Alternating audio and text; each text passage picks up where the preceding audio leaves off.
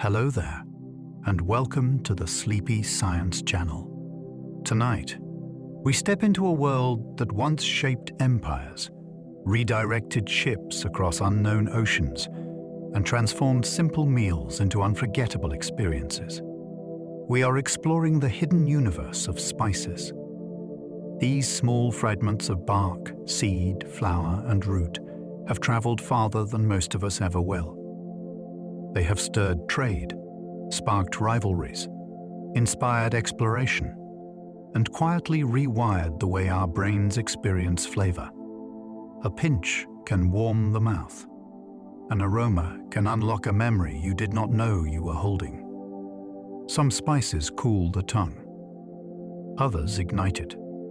Some were once worth more than gold, while others sit unnoticed in the back of a kitchen cupboard, carrying stories from distant climates and ancient soils. If you enjoy these gentle journeys, I invite you to like, subscribe, or share a thought below. It helps others find their way here too, one sleepy soul at a time. But for now, allow your shoulders to soften. Let your breathing slow and deepen. Let your thoughts drift as we wander through markets, forests, and kitchens across time. Let's begin. Spices once drove global exploration and reshaped entire empires and trade routes. When Europe craved flavors that could survive long voyages, tiny dried plants became world-changing cargo. Merchants carried pepper, cinnamon, and cloves across deserts and seas, then guarded routes like treasure maps.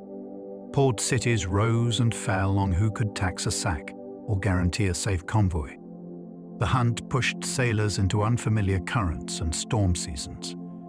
It also stitched together distant markets, so ideas traveled with the goods. New banking tools, new ship designs, and new maps grew out of that pressure. In many places, farmers shifted what they grew because a spice harvest could pay debts, buy land, or fund armies. A meal at home could be flavored by choices made on another coastline, and by bargains struck in languages neither side truly shared. Black pepper was so valuable, it sometimes worked like money. For long stretches of history, pepper was compact wealth you could smell. It kept well, it could be measured, and almost everyone wanted it. That made it useful in a way coins were not always useful, especially when coins were scarce, clipped, or mistrusted. Records from medieval Europe show pepper turning up in rents, taxes, and dowries because it held value and traveled easily. A household with a secure pepper supply could trade for cloth, tools, or favors without needing a mint. This is one reason pepper became a symbol of status, not just a seasoning. It also shaped crime and security. Warehouses were guarded, ships were insured, and contracts were written with fierce precision. When you shake pepper onto food today, you are echoing a time when a few grains could change a bargain. Many spices are plant defenses, designed to stop microbes and hungry animals. A spice rack can be read like a cabinet of botanical survival tricks. Plants cannot run from fungi, bacteria, or insects, so many of them build chemical shields instead. Those chemicals can taste sharp, bitter, or burning to animals that might chew the leaves or seeds. Some interfere with microbial growth on the plant's surface. Others make a potential eater feel irritation and back off. Humans learned to enjoy these defenses in small, controlled amounts, and then carried the plants far beyond their original homes. That is part of why certain spices became linked to preservation in warm climates, even before anyone knew what a microbe was. A stew seasoned heavily was not only flavorful, it could be a quieter risk in a world without refrigeration. What feels like comfort food can also be ancient plant chemistry meeting human ingenuity. Your tongue feels heat from chili through pain receptors, not taste buds. Chili heat is not a flavor in the usual sense. It is your nervous system sounding an alarm. Capsaicin binds to receptors that normally respond to physical warmth, so the mouth receives a message that something hot is happening. Your body answers with real reactions. You may sweat, your heart rate can rise, and your eyes might water. For some people, the discomfort flips into pleasure because the brain releases soothing chemicals after the sting. That is why the same bite can feel like punishment to one person and like a thrill to another. The experience also changes with context. Fatty foods can soften the burn by carrying capsaicin away from sensitive spots. Water usually spreads it. That is why milk tends to help more than a sip of water. A chili pepper is a fruit that learned how to press your body's emergency buttons. Saffron comes from hand-picked flower threads, and tiny harvests make it precious. Saffron is a lesson in patience. Each crocus flower holds only 3 crimson stigmas, and those threads must be removed by hand with careful timing. The flowers bloom briefly, so harvesting becomes a race against hours, weather, and bruising. After picking, the threads are dried, which concentrates aroma and color into something unbelievably potent. That intensity is why a small pinch can perfume a whole pot of rice or tint a dish with deep gold. It is also why fraud has followed saffron for centuries, with sellers mixing in lookalikes or stretching the weight. Even when it is genuine, quality varies by how gently it was handled and how it was stored. When you taste saffron, you are tasting a crop that demands thousands of precise motions, repeated in silence across fields that bloom for only a short moment each year. Vanilla is a spice from an orchid, and every pod is botanical teamwork. Vanilla begins as a delicate orchid flower, and in many places it does not set fruit without help. In its native range, specific pollinators can do the job. Elsewhere, growers often rely on careful hand pollination, flower by flower, during a narrow window when the bloom is open. Even then, the fresh pod does not smell like the vanilla you know. The familiar aroma develops through curing, which is a slow process of drying, sweating, and resting that unlocks a complex mix of fragrant compounds. This is why real vanilla can taste layered and alive, with notes that feel creamy, woody, and floral. It is also why imitation versions can seem flat, even when they copy one main molecule. A vanilla pod is not a shortcut ingredient. It is an orchid seed capsule, shaped by ecology, human skill, and time. Cinnamon is tree bark, carefully peeled and rolled into fragrant quills. Cinnamon is not a seed or a fruit. It is the inner bark of certain trees, harvested in strips when the bark can be lifted cleanly. As the strip dries, it curls into the familiar roll, turning plant structure into a spice you can hold like a scroll. The aroma comes from oils that the tree uses for protection, and those oils can fade if the bark sits too long in heat or light. That is why fresh cinnamon can smell bright and sweet, while old cinnamon turns dusty and faint. Different species create different experiences, from softer and sweeter to bolder and more astringent. Cooks have used cinnamon in savory dishes as well as desserts because warmth in flavor does not require sugar. When you stir cinnamon into food, you are adding a thin piece of woodland engineering, transformed by careful harvesting into a kitchen staple. Nutmeg once sparked violent colonial conflict over one small island supply. For a time, nutmeg grew in only a tiny corner of the world, and that rarity turned it into a prize worth fighting over. European powers competed for control of the islands where the trees thrived, because whoever held the groves could set prices and punish rivals. Forts were built, treaties were broken, and local communities were crushed by violence and forced labor. Nutmeg's value came from more than flavor. It traveled well, it was fashionable, and it fit neatly into the medical theories of the era, which gave it an extra aura of importance. Control of supply meant control of profit, and profit meant ships, soldiers, and political leverage. It is a stark reminder that ordinary kitchen items can carry extraordinary histories. When you grate nutmeg today, the scent is soft and comforting, yet its past includes coercion, monopoly, and bloodshed over a fragrant seed. Cloves are unopened flower buds, frozen in time before they bloom. A clove begins as a bud on an evergreen tree, picked before it opens into a flower. Harvesters watch for the right color shift, then dry the buds until they harden into the dark, nail-shaped spice. That timing matters because the essential oils are at their richest before the blossom unfolds. Clove aroma can feel almost medicinal, and there is a reason for that.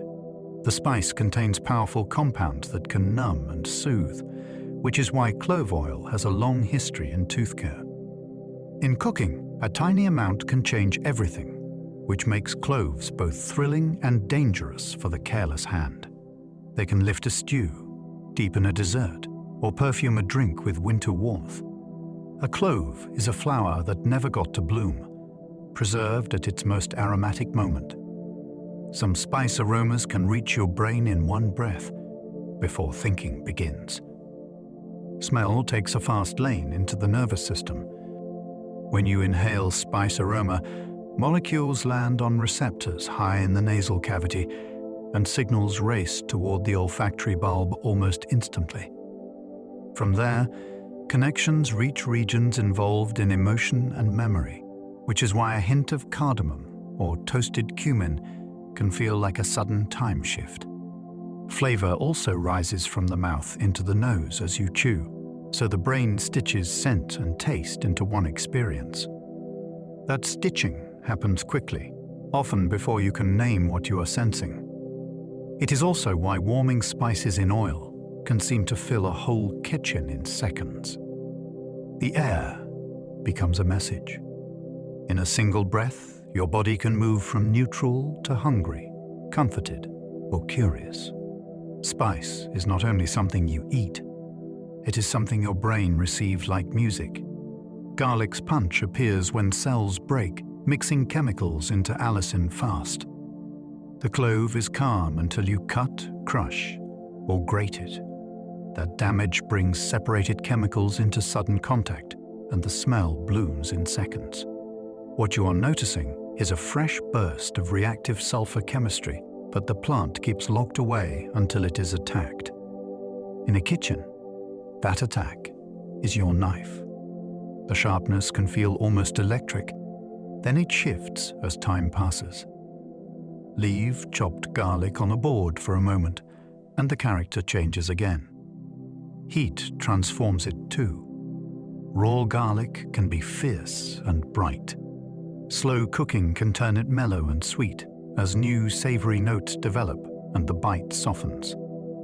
This is why the same ingredient can play so many roles. It can snap through a salsa, then disappear into a stew like a warm shadow. Onion-like sharpness in many spices comes from sulfur-rich compounds. That sudden sting you feel from certain spices and alliums is not a taste so much as a reaction. When plant tissue is broken, enzymes and sulfur-containing molecules meet, and new compounds form that irritate eyes and noses. Your body treats them like a warning, so you blink, you tear up, and you inhale carefully. What is remarkable is how many plants evolved similar strategies. They are not trying to flavor your dinner. They are trying to make themselves unpleasant to chew. Humans learn to control the effect with slicing style, soaking, cooking, and blending. A slow sauté can turn sharpness into sweetness. A quick smash can keep it loud and lively. Once you understand this, the kitchen feels like a small laboratory. You are not only mixing ingredients, you are triggering timed chemical events, then steering them toward comfort instead of sting. Black, white, and green pepper all come from the same vine. It feels like 3 different spices, yet the story is mostly about timing and handling. Green peppercorns are picked unripe, which keeps them fresher and more herbal in character. Black peppercorns are harvested later, then dried so the skin darkens and wrinkles into that familiar texture. White pepper begins as a fully ripe berry. The outer layer is removed, leaving a pale seed with a different kind of heat and a softer aroma. 1 plant, 3 outcomes, and each one nudges a dish in its own direction. This is why a creamy soup might call for white pepper, while a bright salad dressing might feel better with black. It is also why pepper has such a vast flavor world. It is not only about spiciness. It is about craft choices made at the farm and after harvest, long before your grinder turns. Paprika and cayenne begin as the same fruit, with different choices later. Both come from peppers, and the difference is a story of varieties, ripeness, and what happens after picking. Paprika is often made from sweeter peppers, sometimes with mild heat, then dried and ground into a powder that can taste warm, rounded, and almost fruity. Cayenne usually leans toward hotter types, and it is ground to deliver cleaner fire and sharper bite. Drying method matters as well. Air drying, sun drying, and smoking each steer the final aroma in a different direction. This is why paprika can range from gentle to bold, with smoky depth or bright sweetness. Cayenne tends to arrive with a more direct intensity that travels quickly across the tongue. When you choose one over the other, you are not just choosing heat level. You are choosing the personality of the pepper's journey, from field to drying rack to grinding stone. Ginger is not a root, it is a thick, underground stem.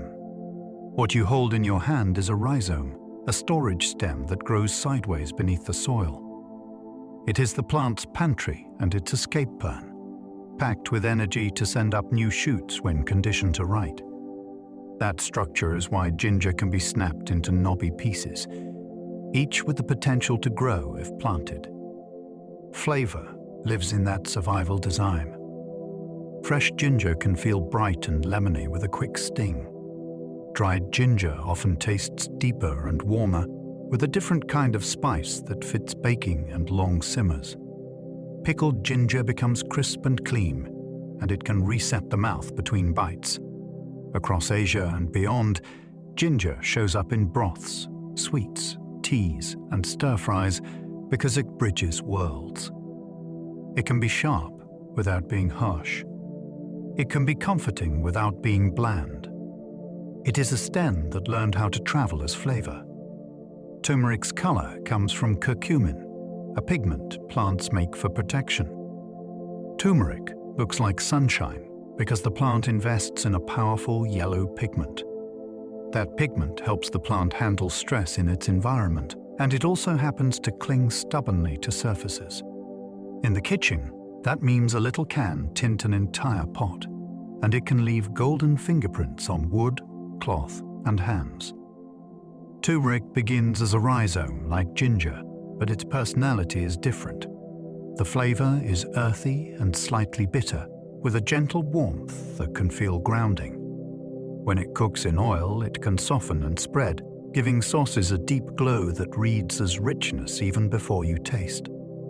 Across cuisines, turmeric is used for color, for aroma, and for that slow, steady backbone it brings to stews and rice. It is a reminder that what looks beautiful in food often began as a plant's protective strategy, refined into something we crave. Mustard seeds stay mild until water awakens their hidden chemistry.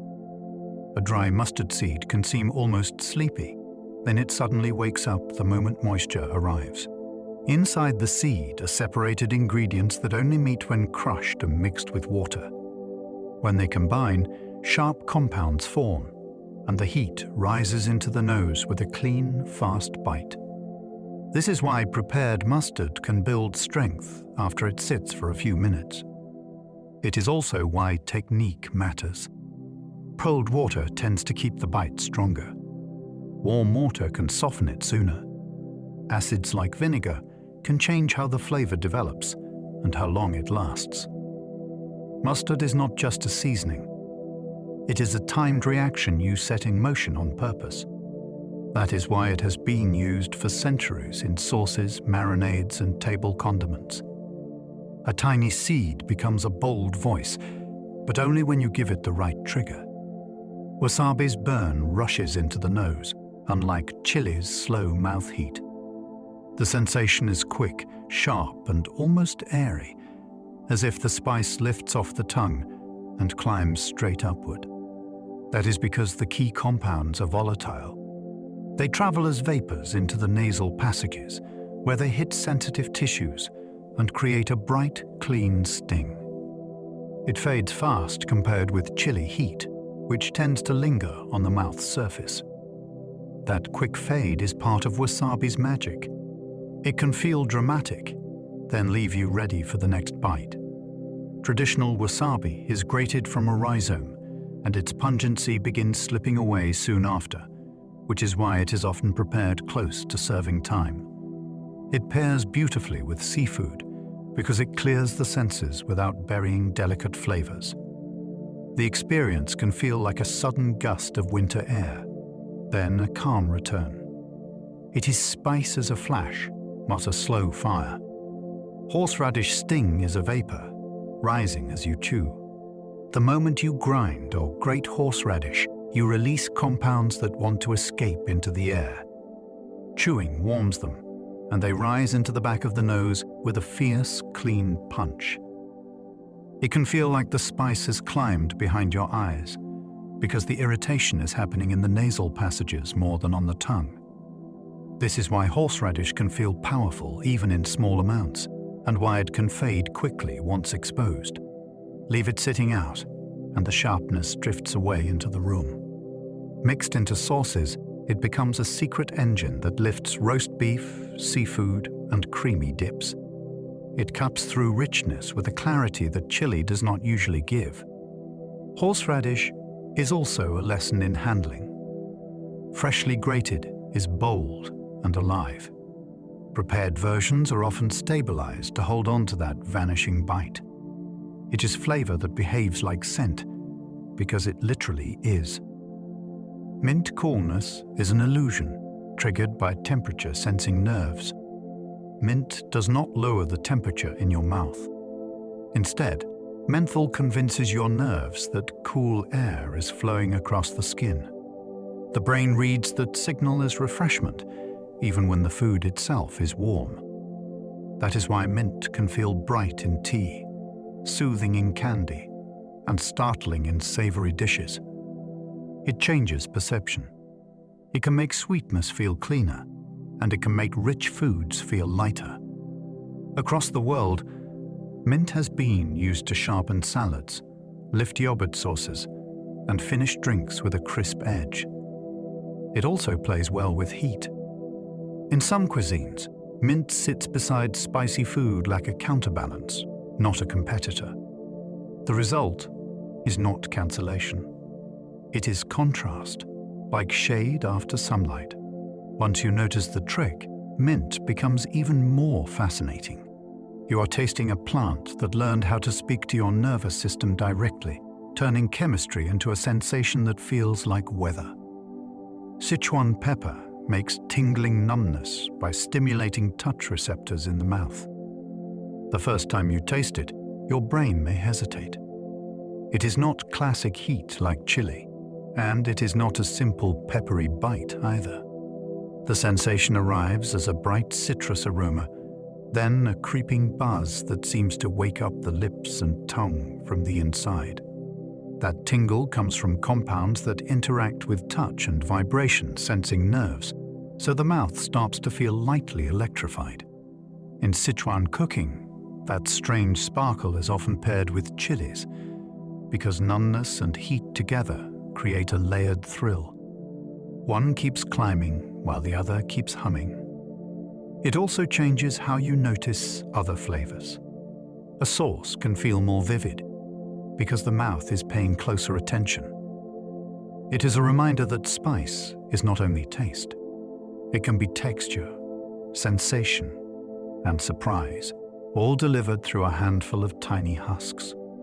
Cardamom pods hide seeds that keep their aroma longer than powder. A cardamom pod is like a sealed perfume bottle. Inside, dark seeds hold oils that can stay vibrant for a long time, protected from air and light. Crack the pod, and the aroma rushes out fast, sweet and resinous, with hints that can feel citrusy, minty, and warm all at once. This is why cooks often prefer to open pods right before using them. It is the difference between a whisper and a full voice.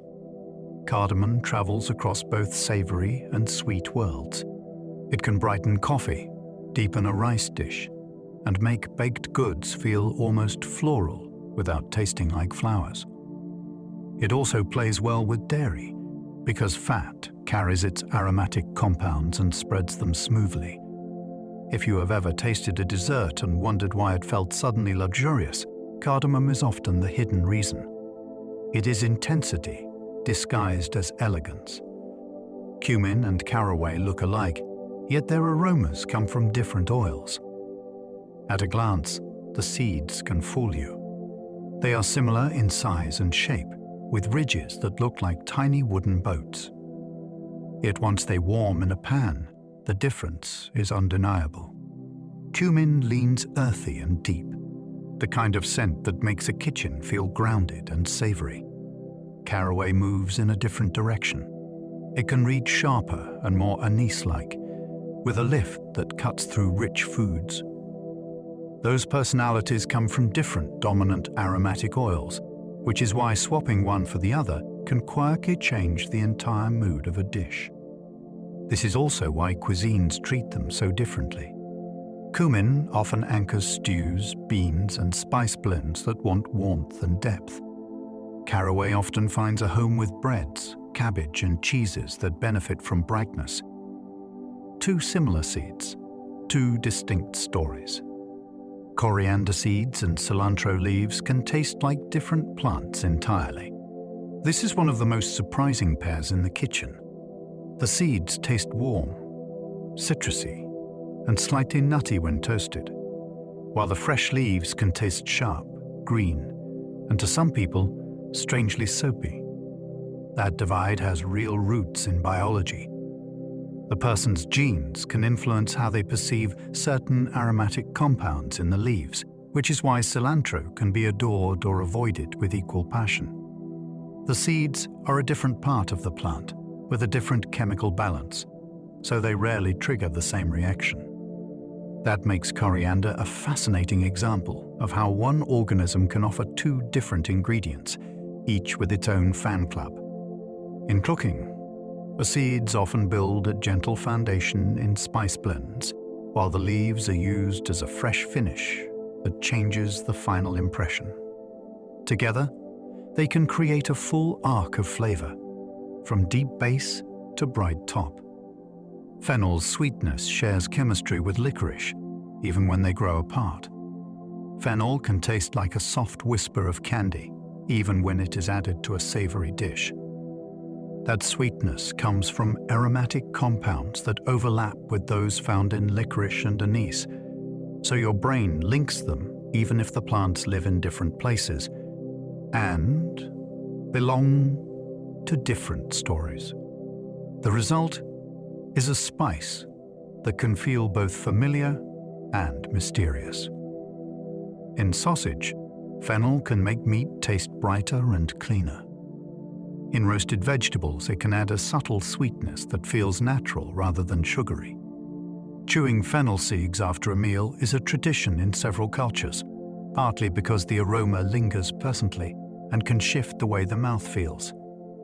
Fennel also changes with heat. Toasting can deepen it, turning that sweet edge into something warmer and more rounded.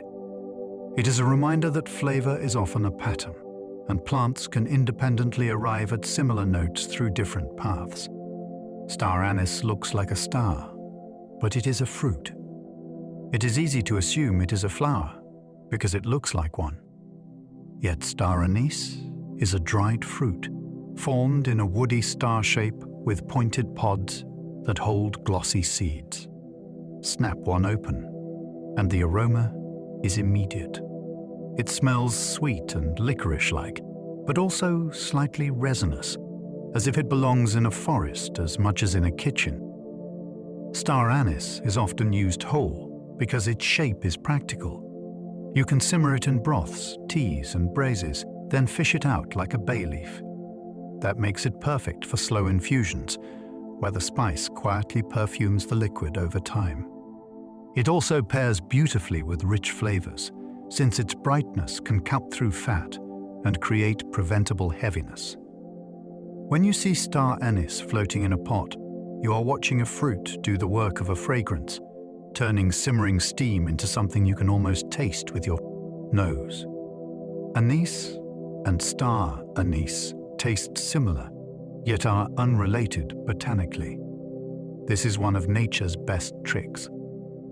Two plants from different botanical families can end up with a strikingly similar flavor because they produce overlapping aromatic compounds. Your senses notice the resemblance and assume a shared origin, but the plants arrived at that taste through separate evolutionary routes.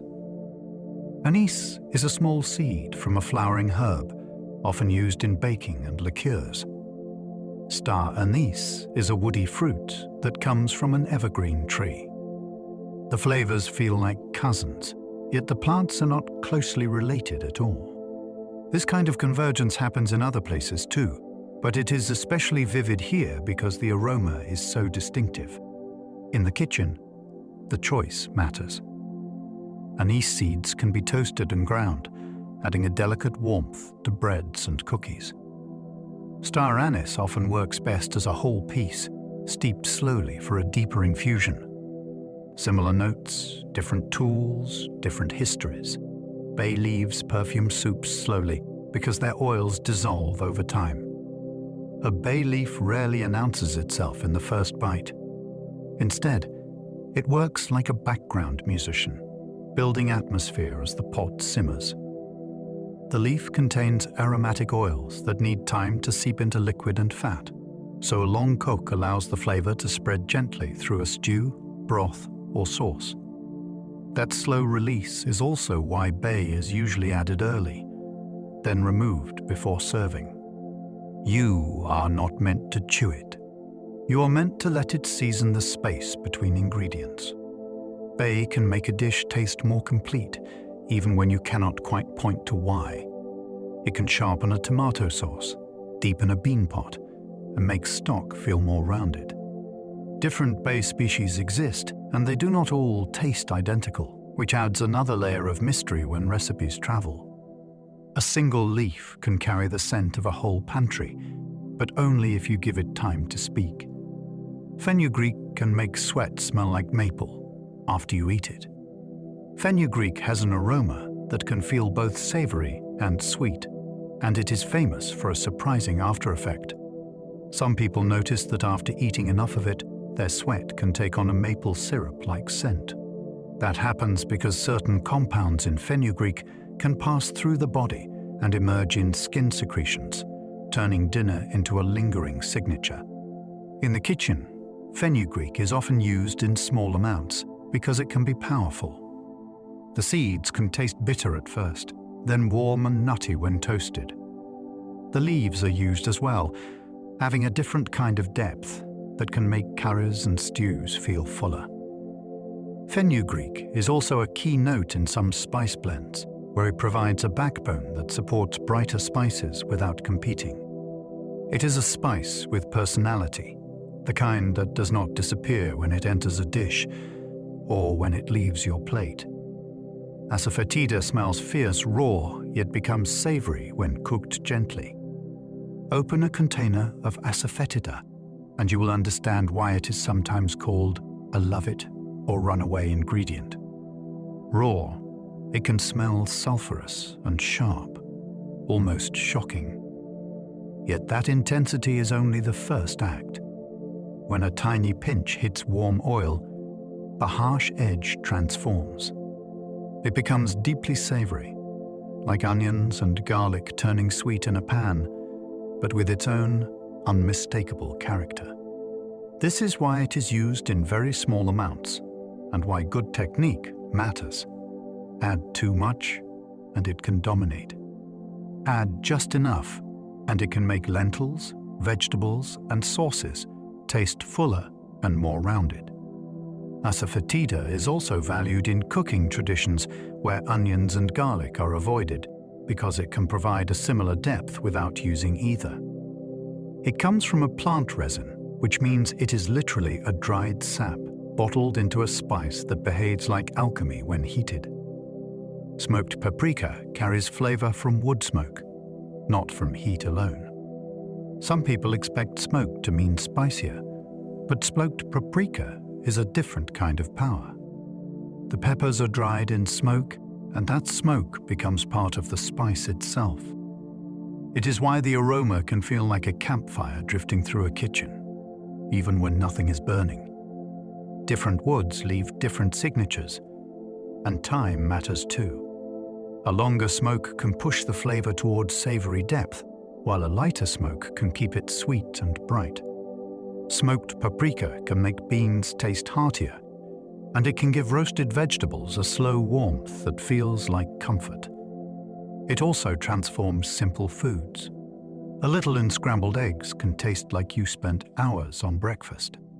This is why it is loved in dishes that want richness without extra meat or fat. It is not heat. It is atmosphere you can eat.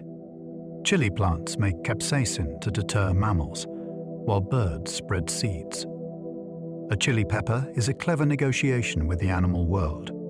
Mammals chew and crush seeds, so the plant benefits from making the experience unpleasant for them. Birds, however, often swallow seeds whole, then carry them far away before they pass through. That is an excellent delivery service for a plant rooted in one spot. Over time, peppers that discouraged the wrong diners and rewarded the right couriers had an advantage. The result is a fruit that feels fiery to many mammals, yet is still bright and inviting to birds.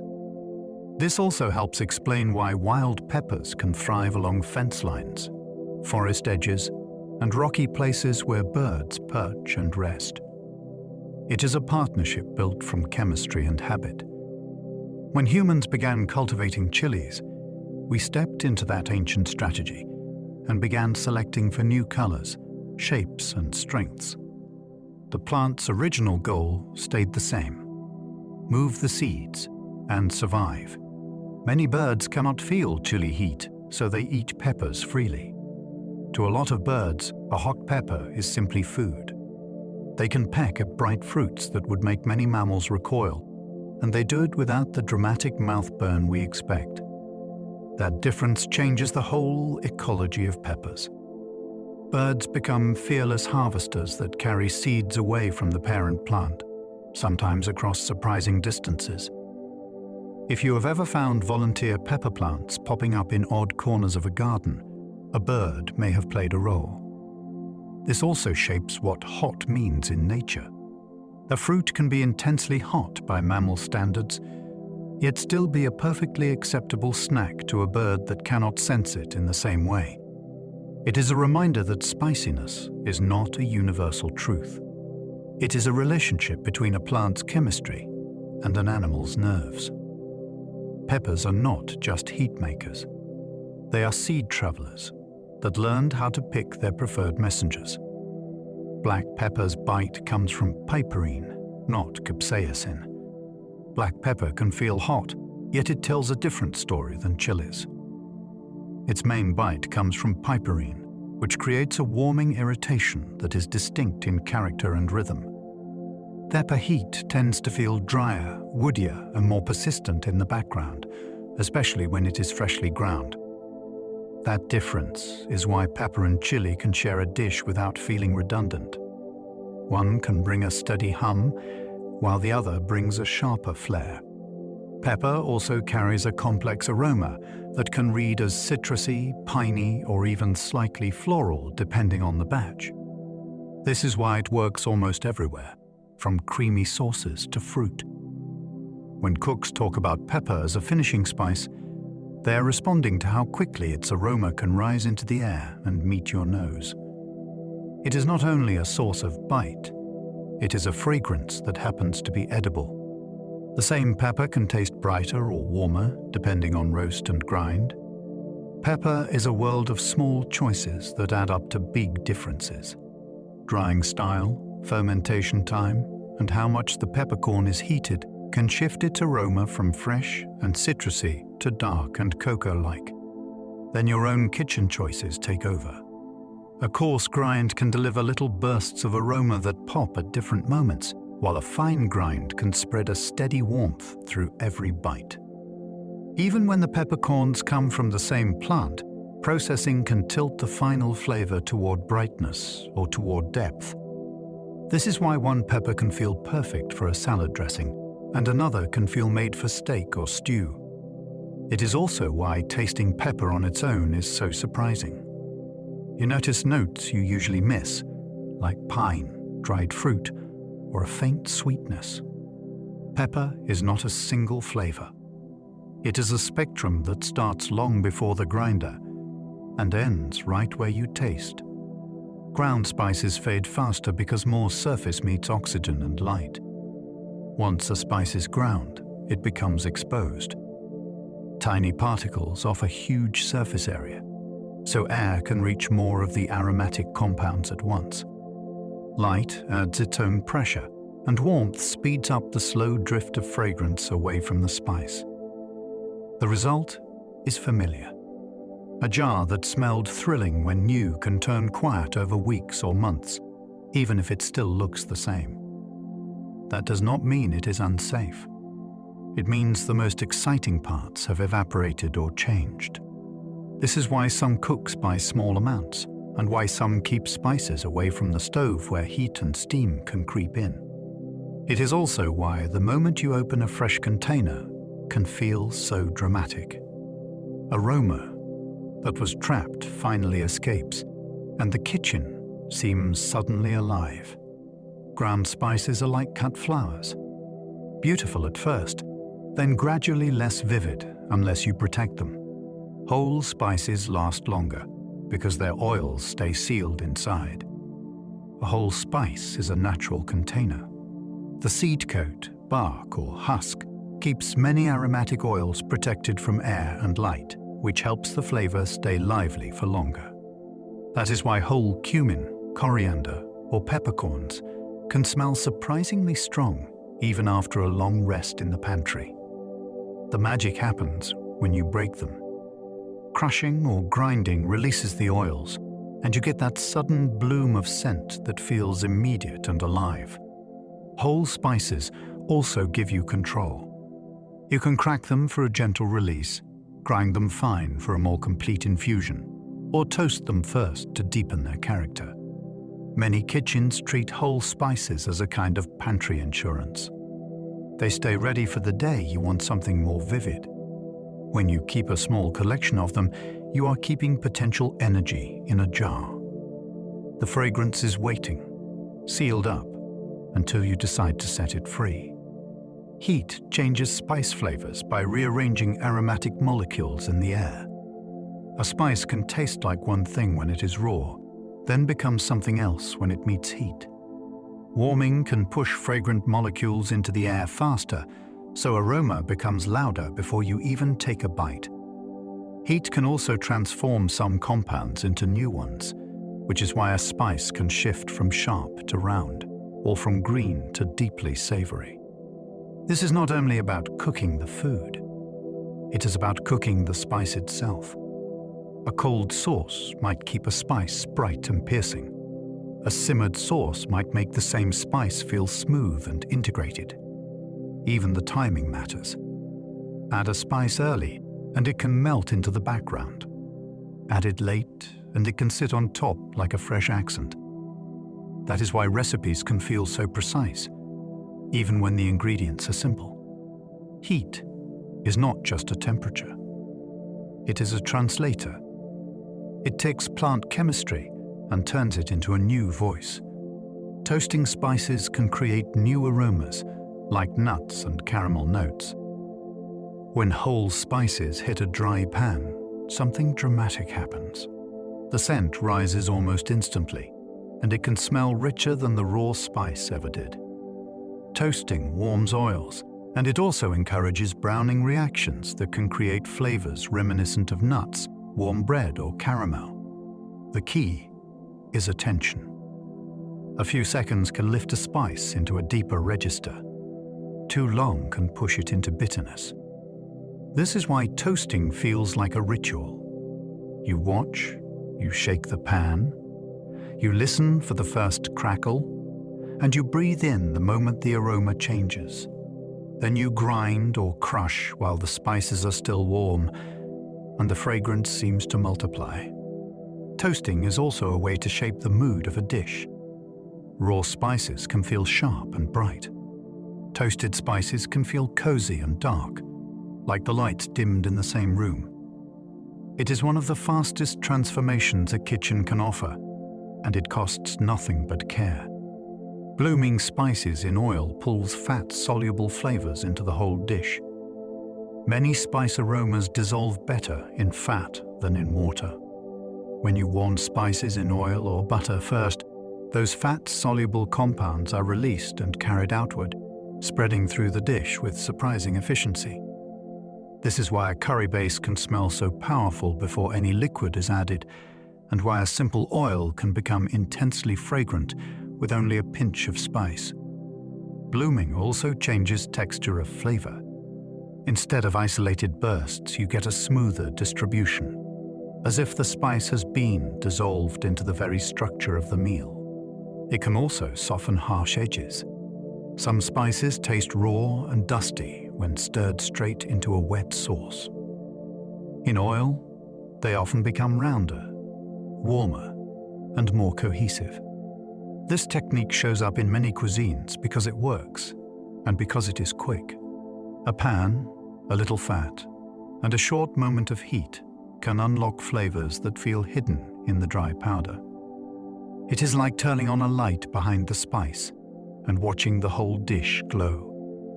Water pulls different flavors than oil, so steeping changes what you taste.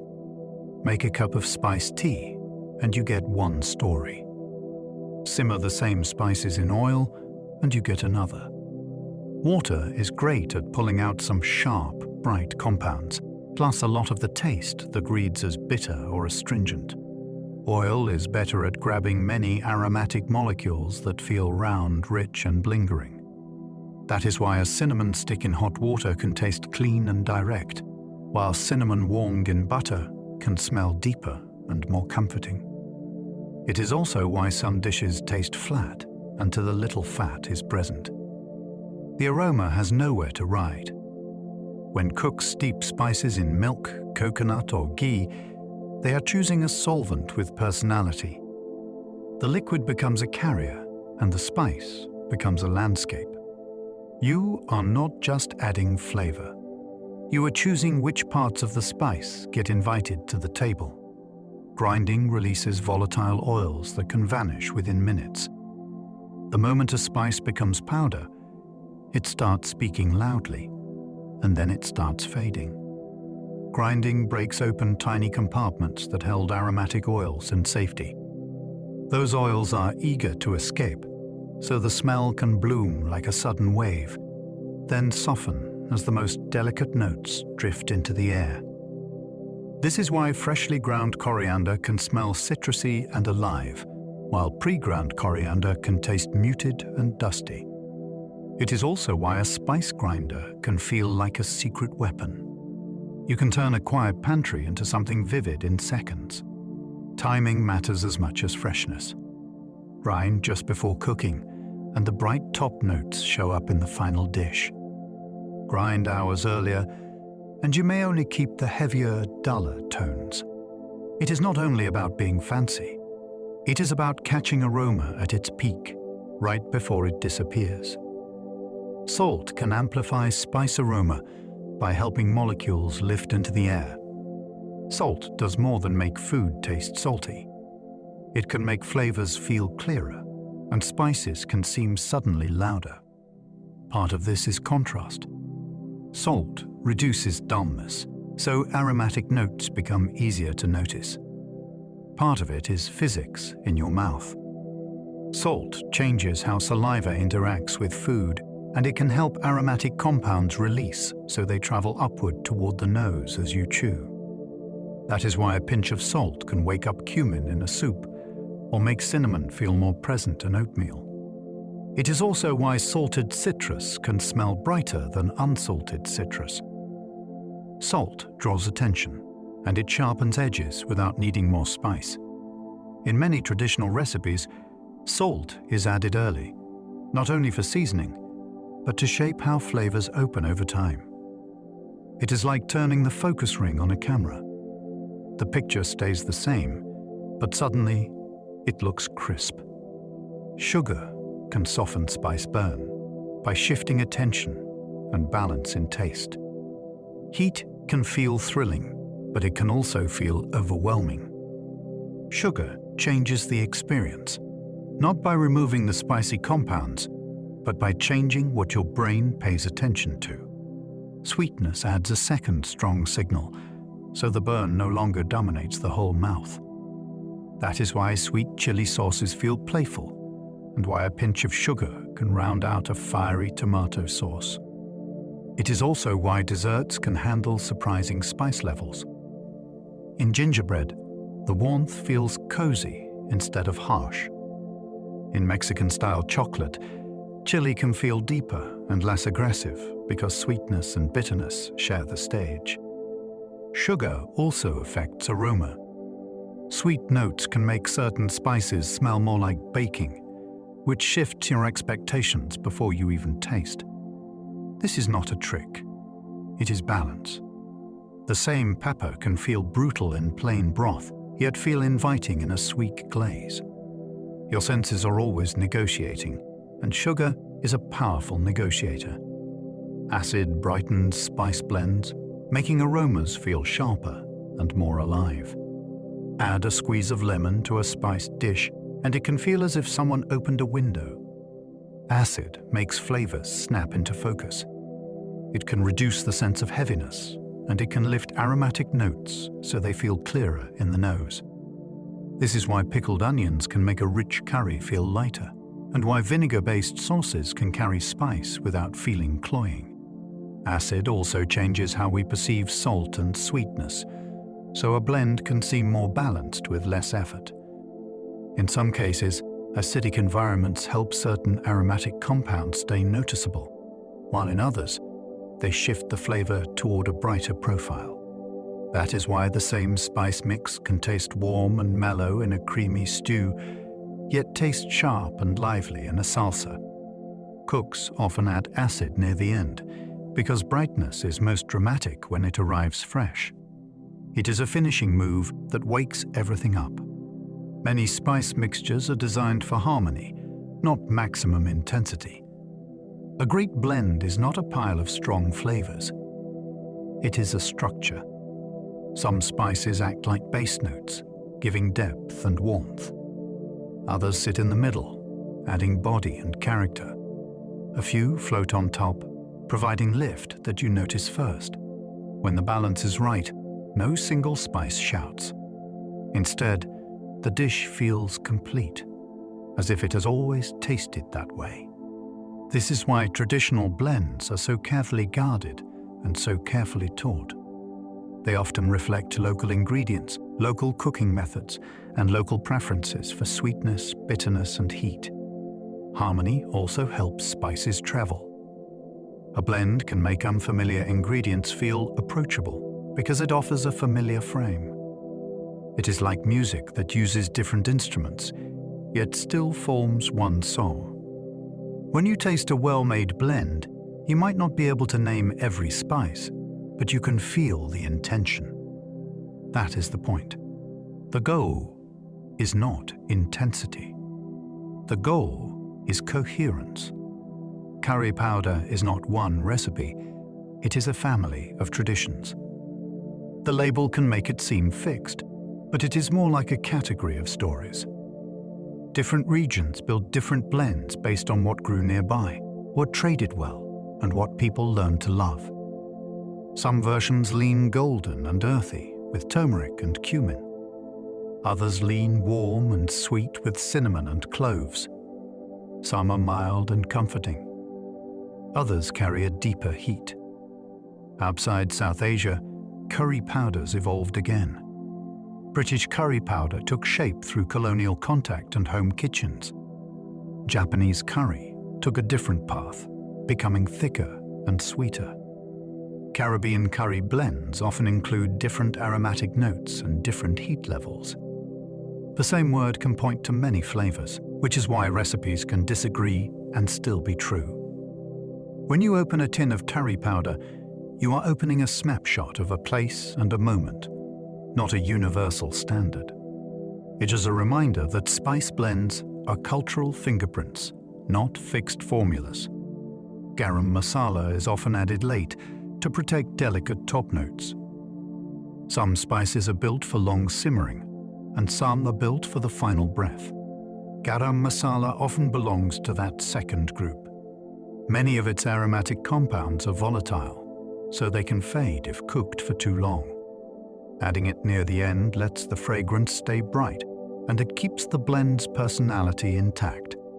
It can be the difference between a dish that tastes warm and a dish that smells alive. This timing also changes the experience for the listener at the table. You notice it first in the air, then in the first bite. The blend can feel like a finishing perfume, not a background foundation. Different households make it differently, which makes the effect even more personal. One version might lean toward cardamom and cloves.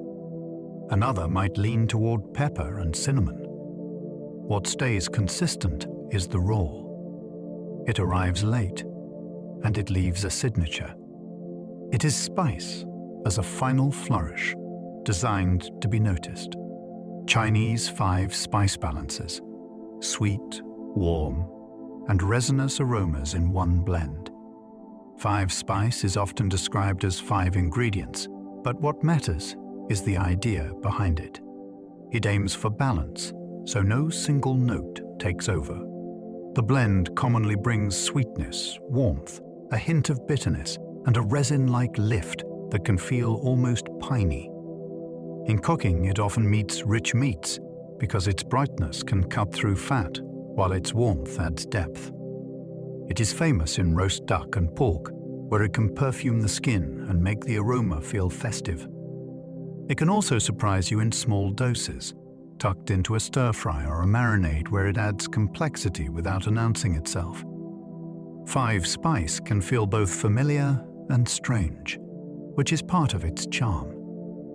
One sniff can suggest holiday baking, and then the next moment, it suggests a savory street stall. That tension keeps it interesting. It is a blend that feels like a doorway between flavor worlds, and it invites you to step through.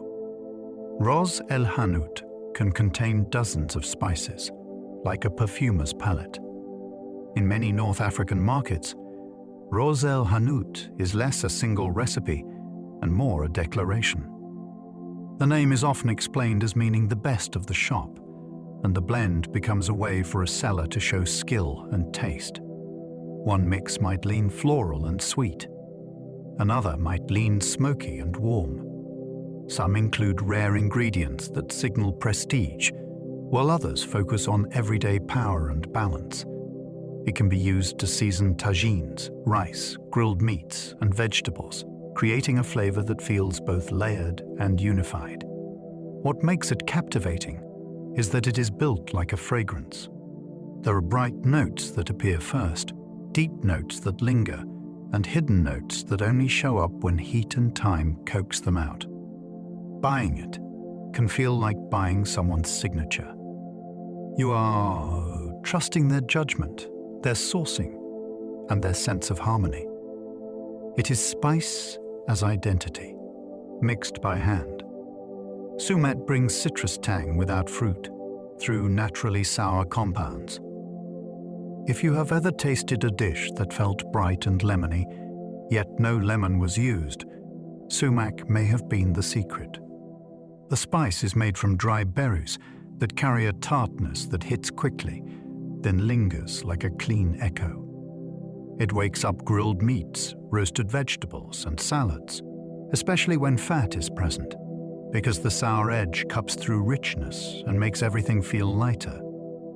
In some kitchens, it replaces a squeeze of citrus when citrus is scarce, and it also avoids adding extra liquid to a dish. That makes it useful for dry rubs and crunchy toppings. Visually, it is part of the experience too, with a deep red color that signals brightness before you taste. One pinch can change the whole direction of a meal, as if a window opened in the flavor. Tamarind is often a spice, like souring agent, as much as a fruit. Tamarind begins as a pod with sticky, dark pulp, and it can behave like a seasoning more than a snack. Its sourness is deep and rounded, not sharp like a fresh lime. It brings tang, but it also brings a subtle sweetness and a faint caramel note that can make sauces feel fuller. In many cuisines, tamarind is the backbone of famous flavors, from sweet and sour glazes to broths that taste complex before any meat is added. You can dissolve the pulp in warm water, then strain it into a liquid that becomes instant depth. That liquid can turn a simple pot of lentils into something that tastes layered and intentional. Tamarind also plays beautifully with heat, because sourness and spice together can feel exciting without being heavy. It is one ingredient that can make a dish taste like it has been simmering for hours, even when it has not. Black lime gets its depth from drying, which transforms its oils. A black lime starts as an ordinary lime. Then time and drying remake it. The fruit is often dried until it becomes hard and dark, and that slow process changes the aroma into something smoky, sour, and almost tea-like. It is not just citrus anymore. It is citrus plus fermentation-like mystery, without needing smoke in the kitchen. When you crack one open, the inside can smell like a desert pantry, sharp at first, then warm and earthy. In cooking, black lime is often pierced or simmered whole, so it perfumes a pot gradually. It can make stews taste deeper, and it can add a haunting tang that does not shout. Ground black lime can be used like a finishing dust, bringing acidity without brightness. It is one of those spices that proves drying is not only preservation. Drying can be transformation, turning a familiar fruit into an entirely new flavor. Smell shapes taste so strongly that a blocked nose dulls spices. Think of the last time you had a cold and your favorite meal tasted strangely flat. That is not your imagination. Much of what you call taste is actually aroma, traveling from the mouth up into the nose as you chew.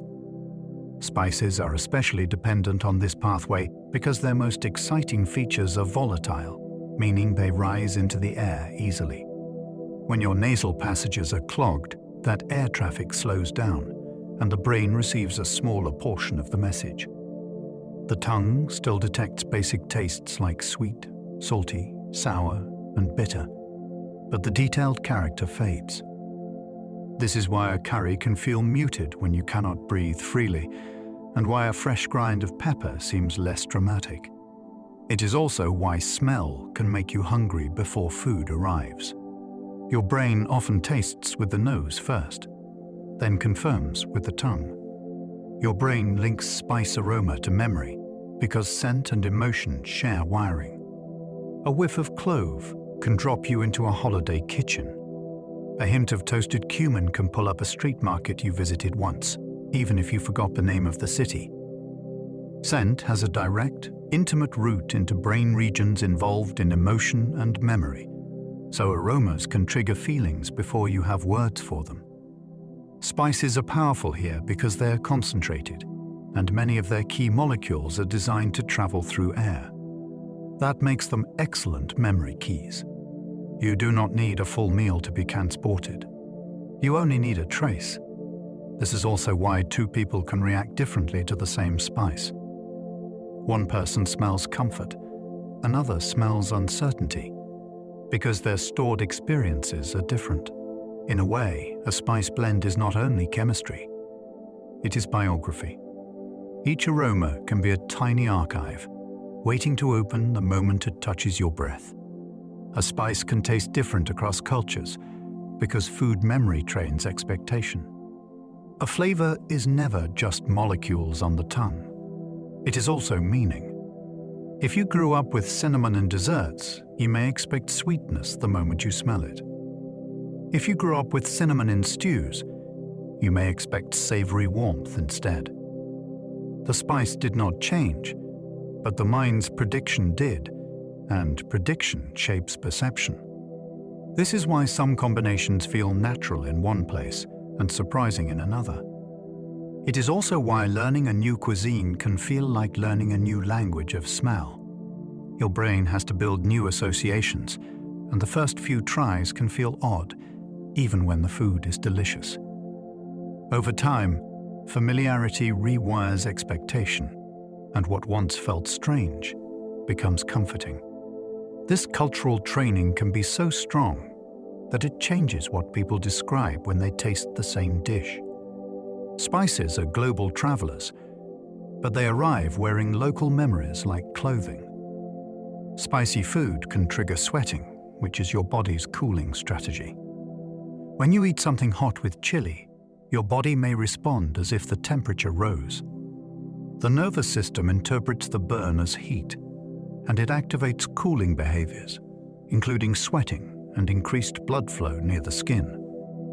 That sweat is not punishment. It is an attempt to regulate temperature because evaporation helps carry heat away. This is part of why spicy food can feel strangely refreshing in warm climates, even though it seems counterintuitive. People learn that after the initial sting, the body's cooling response can bring relief. You might notice it most on the forehead, upper lip, or back of the neck.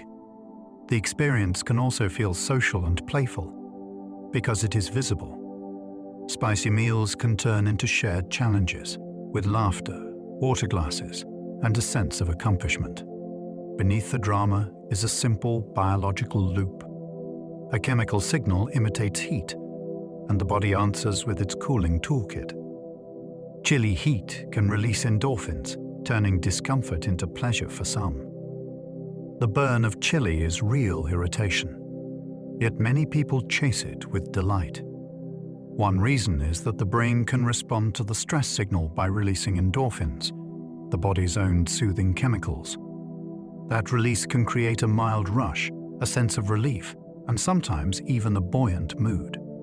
It is the same general pattern seen in other controlled discomforts, like intense exercise. The key is safety and choice. When you choose the heat, the mind frames it as a challenge, not a threat. That framing changes the experience, and it can make the sting feel exciting rather than alarming. This is also why spicy food becomes a spectrum of hobbies, from casual heat lovers to people who collect sauces and compare pepper varieties like wine. They are not just tasting pain. They are tasting a story of tension and release. The burn rises, the body responds, and the brain rewards you for enduring it. People build spice tolerance by desensitizing receptors through repeated exposure. Spice tolerance is not bravery, and it is not a special gene in most cases. It is training. Repeated exposure can make the receptors involved in sensing chili irritation less responsive, so the same food feels milder over time.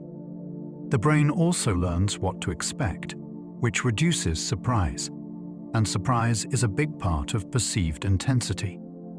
This training often happens gradually, with people stepping up heat levels in small increments until their comfort zone expands.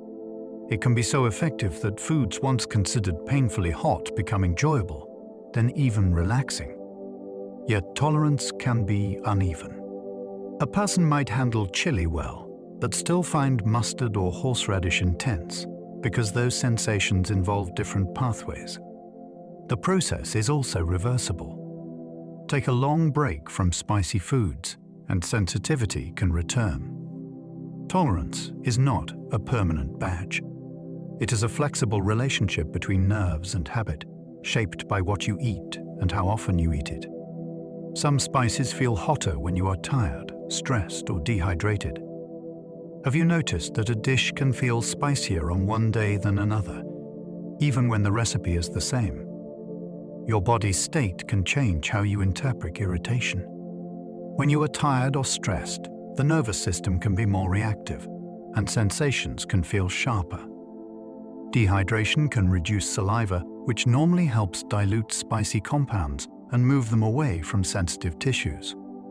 With less saliva, the burn can concentrate and linger. Even your breathing pattern matters. If you are rushing through a meal, you may inhale more sharply, and that can make volatile spice compounds feel more intense. This variability is not a failure of the recipe. It is proof that taste is a full body experience. Spices interact with your nerves, your fluids, your attention, and your mood. The meal is the same, but the listener inside your body has changed. That is why learning your own spice comfort can feel like learning your own weather. Ancient Egyptian mummification used aromatic resins and spices for preservation rituals. In ancient Egypt, preserving a body was not only practical, it was spiritual engineering. Embalmers used drying salts to remove moisture, then turned to scented materials that could seal, perfume, and protect. Resins and aromatic oils helped create a barrier against decay, and they also filled the wrapping rooms with temple-like fragrance. Some ingredients were heated to flow into linens, while others were packed into cavities or painted onto skin. The scent mattered because smell carried meaning. It suggested purity, holiness, and safe passage. Imagine the careful choreography, hands working in warm air, linen strips layered again and again, a final coating that glistened, then hardened, as if time itself were being locked. These practices also reveal a deep observational science. Egyptians knew which materials resisted rot, which masked harsh odors, and which stayed stable for long periods. Their spice-like substances were tools for both chemistry and belief. Frankincense and myrrh are resin spices harvested as tree tears. There is something almost poetic about how these materials are gathered. Harvesters cut the bark of certain trees, then wait as resin seeps out and hardens into pale or amber droplets. Those hardened pieces are collected later, like crystals formed by patience. When warmed, the resin releases a rich aroma that feels both citrusy and earthy, and it can fill a space with a steady, lingering perfume. Long before modern perfumes, these resins were luxury scent, medicine, and ceremony all at once. They traveled along long-distance trade routes because they were light, valuable, and easy to store. They were burned in temples, offered in rituals, and used to scent oils and bombs. The trees themselves often grow in harsh landscapes, which makes each harvest feel earned.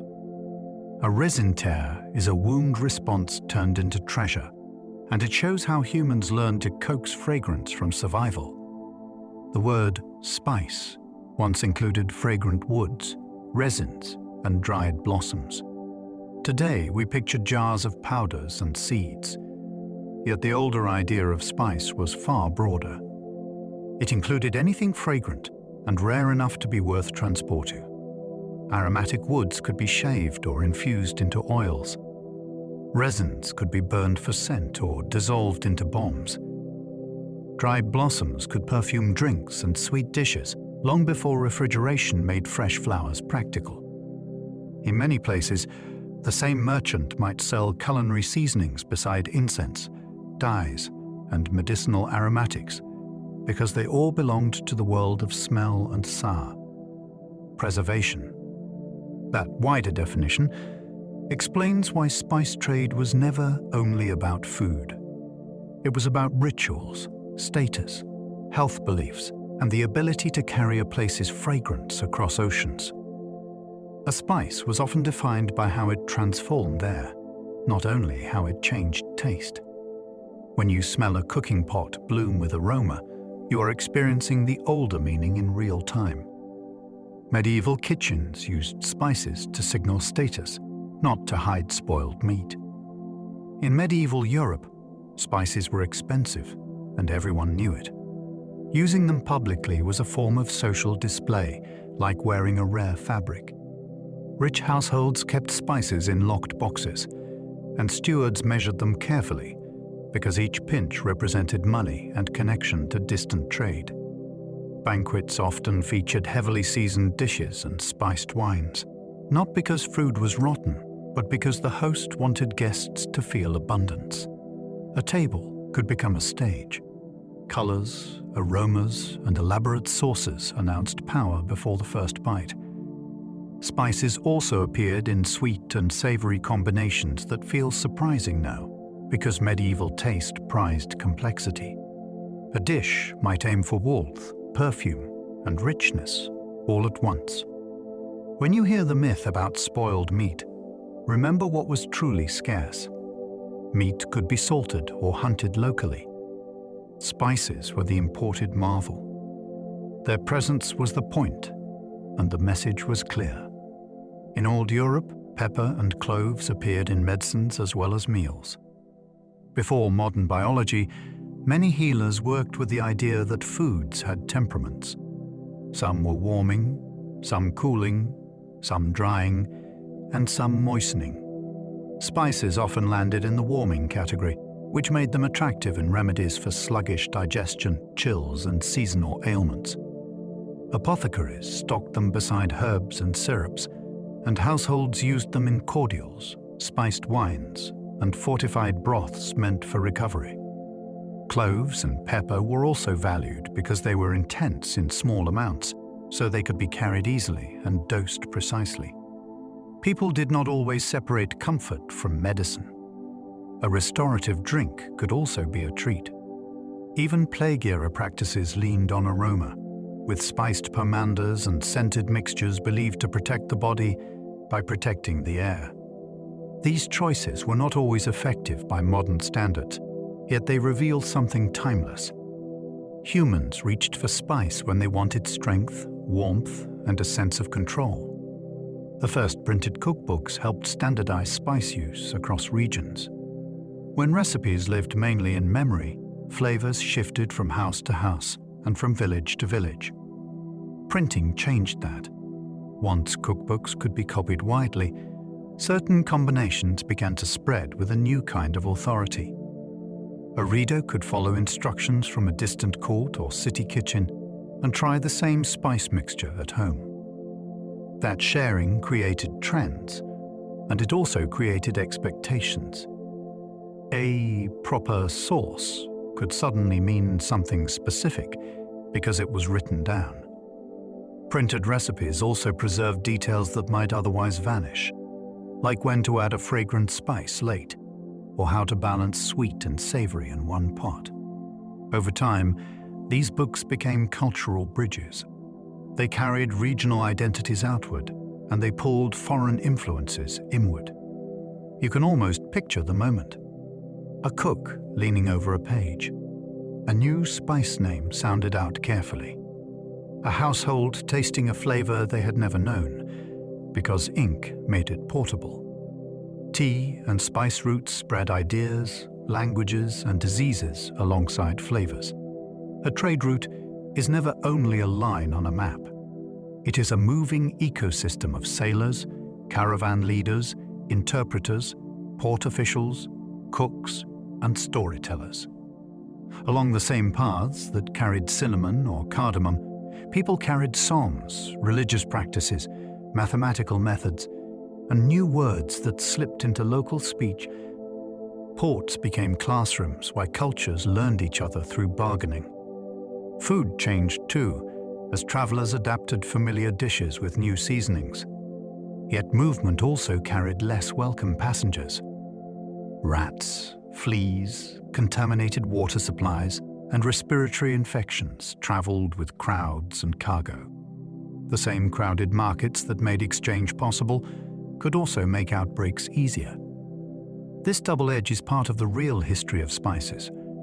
They connected the world through appetite, and connection always has consequences. When you smell a spice blend from far away, you are smelling a map made from human contact, with all the beauty and risk that contact brings.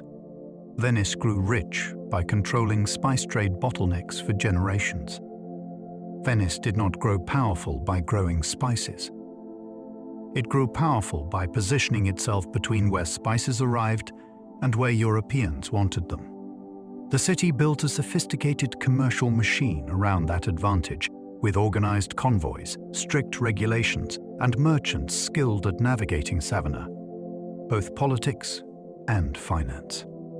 Goods flowed through Venetian warehouses and markets, and each transfer could be taxed, insured, and brokered for profit. The lagoon city became a place where distant harvests turned into European luxuries. That wealth shaped architecture, art, and diplomacy. It also shaped taste. As spices became more available through Venetian channels, elite European cooking absorbed new aromas and built new expectations for what refined meant. Venice's role was not only transportation. It was gatekeeping.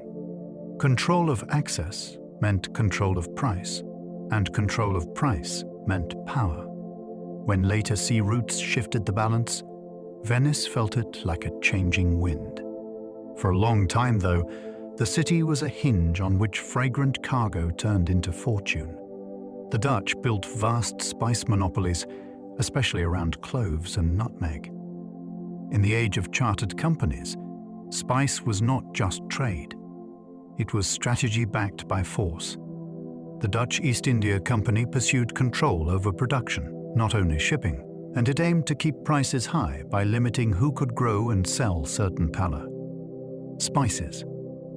In clove-producing regions, this could mean strict enforcement and the destruction of trees outside approved zones. Imagine a crop treated like a state secret, guarded with patrols and paperwork. Monopolies also depended on logistics. Warehouses, ships, accountants, and armed escorts were all part of the spice system. This created enormous profit for some and deep suffering for others, especially local communities pushed into coerced labor or violent control. It is a harsh lesson hidden behind familiar aromas. A sweet-smelling bud could be tied to policies that reshaped islands and lives. Today, cloves sit quietly in kitchens. Their past includes a global struggle for ownership of living trees. The search for spices helped map coastlines, currents, and monsoon winds. Spice hunting demanded reliability, and reliability demanded knowledge of the sea. Sailors had to learn where currents sped them along, where reefs waited, and when seasonal winds changed direction. In the Indian Ocean, monsoon patterns were a kind of calendar written in the sky, and experienced navigators used that rhythm to plan departures and arrivals. Europeans entering those waters had to learn quickly, often from pilots and traders who already understood the routes. Over time, repeated voyages produced better charts, improved instruments, and detailed logbooks that turned lived experience into shared information. Coastal outlines became sharper. Hazard zones were marked. Safe harbors became known by name. Even the act of returning mattered, because a profitable spice voyage required a homeward path as well as an outward one. The desire for flavor pushed people into better geography. A craving for pepper and cinnamon ended up refining humanity's understanding of winds and water, and it reshaped the mental map of the world.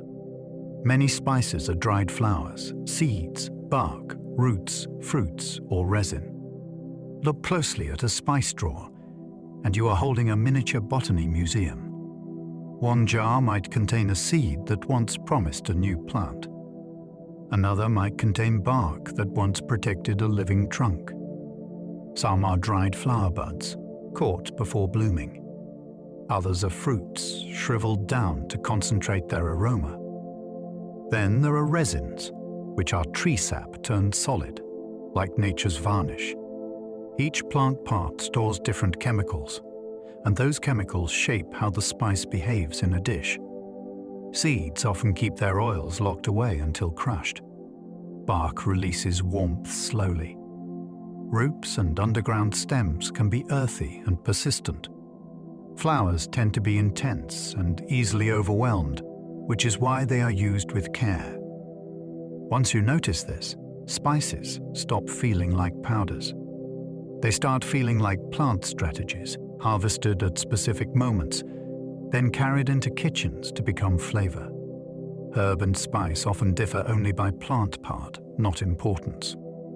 The distinction sounds strict, yet it is mostly practical. Herbs are often leafy parts used fresh or gently dried, while spices usually come from sturdier parts like seeds, bark, or roots. That difference affects how they survive storage and how they deliver flavor. Leaves lose aroma quickly, so herbs often shine at the end of cooking. Harder plant parts can handle time, heat, and long simmering. Still, the boundary blurs constantly. Dill seeds act like a spice, while dried oregano can behave like a spice, even though it is a leaf. Cultural habits blur it even more, because one region may treat a plant as an everyday herb, while another treats the same plant as a prized spice. What matters most is how you use it. Some ingredients want long heat to mellow and deepen. Others want a brief moment to stay bright. The labels are helpful, but the real truth lives in the plant part and the cooking method. Black cumin, also called nigella, is not the same as cumin. The names invite confusion, and the flavors prove the difference immediately. Nigella seeds are small and dark, with a taste that can feel peppery, nutty, and slightly onion-like. Cumin seeds lean, earthy, and warm, and they carry a different aromatic weight. In some cuisines, nigella is sprinkled on bread dough before baking, so the seeds toast on the crust and release their fragrance with every bite. It can also be used in vegetable dishes, where it adds a savory edge without shouting. The mix-up happens because common names travel faster than botany, and markets often label by tradition rather than by plant family. That makes it an excellent reminder to trust your senses. Smell the jar. Crush a seed between your fingers. If it feels bright and resinous, you have nigella. If it feels deep and earthy, you likely have cumin. Two seeds, two worlds. True cinnamon and cassia are cousins, and their flavors are not identical. Both are sold as cinnamon, yet they come from different species, and they bring different personalities to the table. True cinnamon tends to be lighter and more delicate in aroma, with a sweetness that can feel refined and airy. Cassia often arrives bolder, with a stronger spice bite that can stand up to heavy sauces and baking. Even the sticks can look different in many cases. True cinnamon often forms thin layers that roll into soft, papery quills, while cassia tends to be thicker and harder. In cooking, these differences matter. A subtle custard might be overwhelmed by a strong cinnamon, while a hearty stew might need that strength to remain noticeable. This is why some recipes specify a type, and why others leave it open. Neither is better in a simple way. They are tools for different jobs, and the choice changes the story your food tells. Cassia tends to be stronger, while true cinnamon can taste more delicate. If you have ever wondered why one cinnamon jar smells sweet and soft, and another smells intense and spicy, you have likely met this split. Cassia can dominate quickly, which makes it useful when you want cinnamon to lead.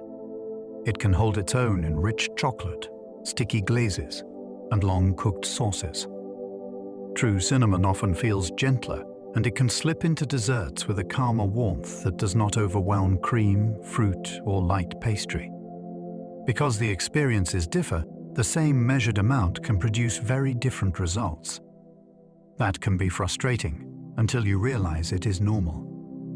It is like using two different kinds of pepper and expecting the same heat. Once you know the difference, you can choose on purpose. Want a bold cinnamon roll aroma that fills the room? Cassia helps. Want a soft spiced note in rice pudding that feels smooth and subtle? True cinnamon is often the better companion.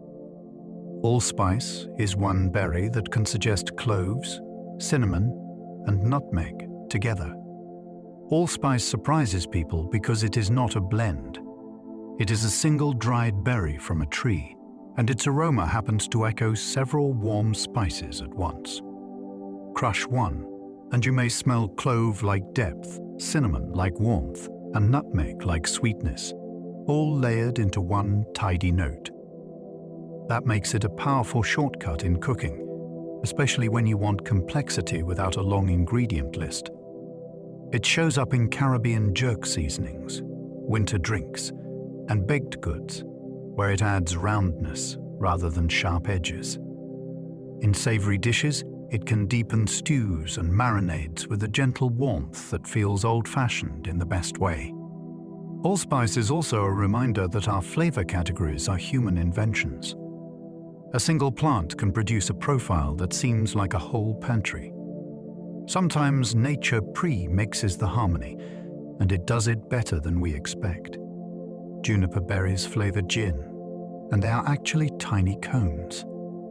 They look like berries, yet botanically they are modified cones from a conifer.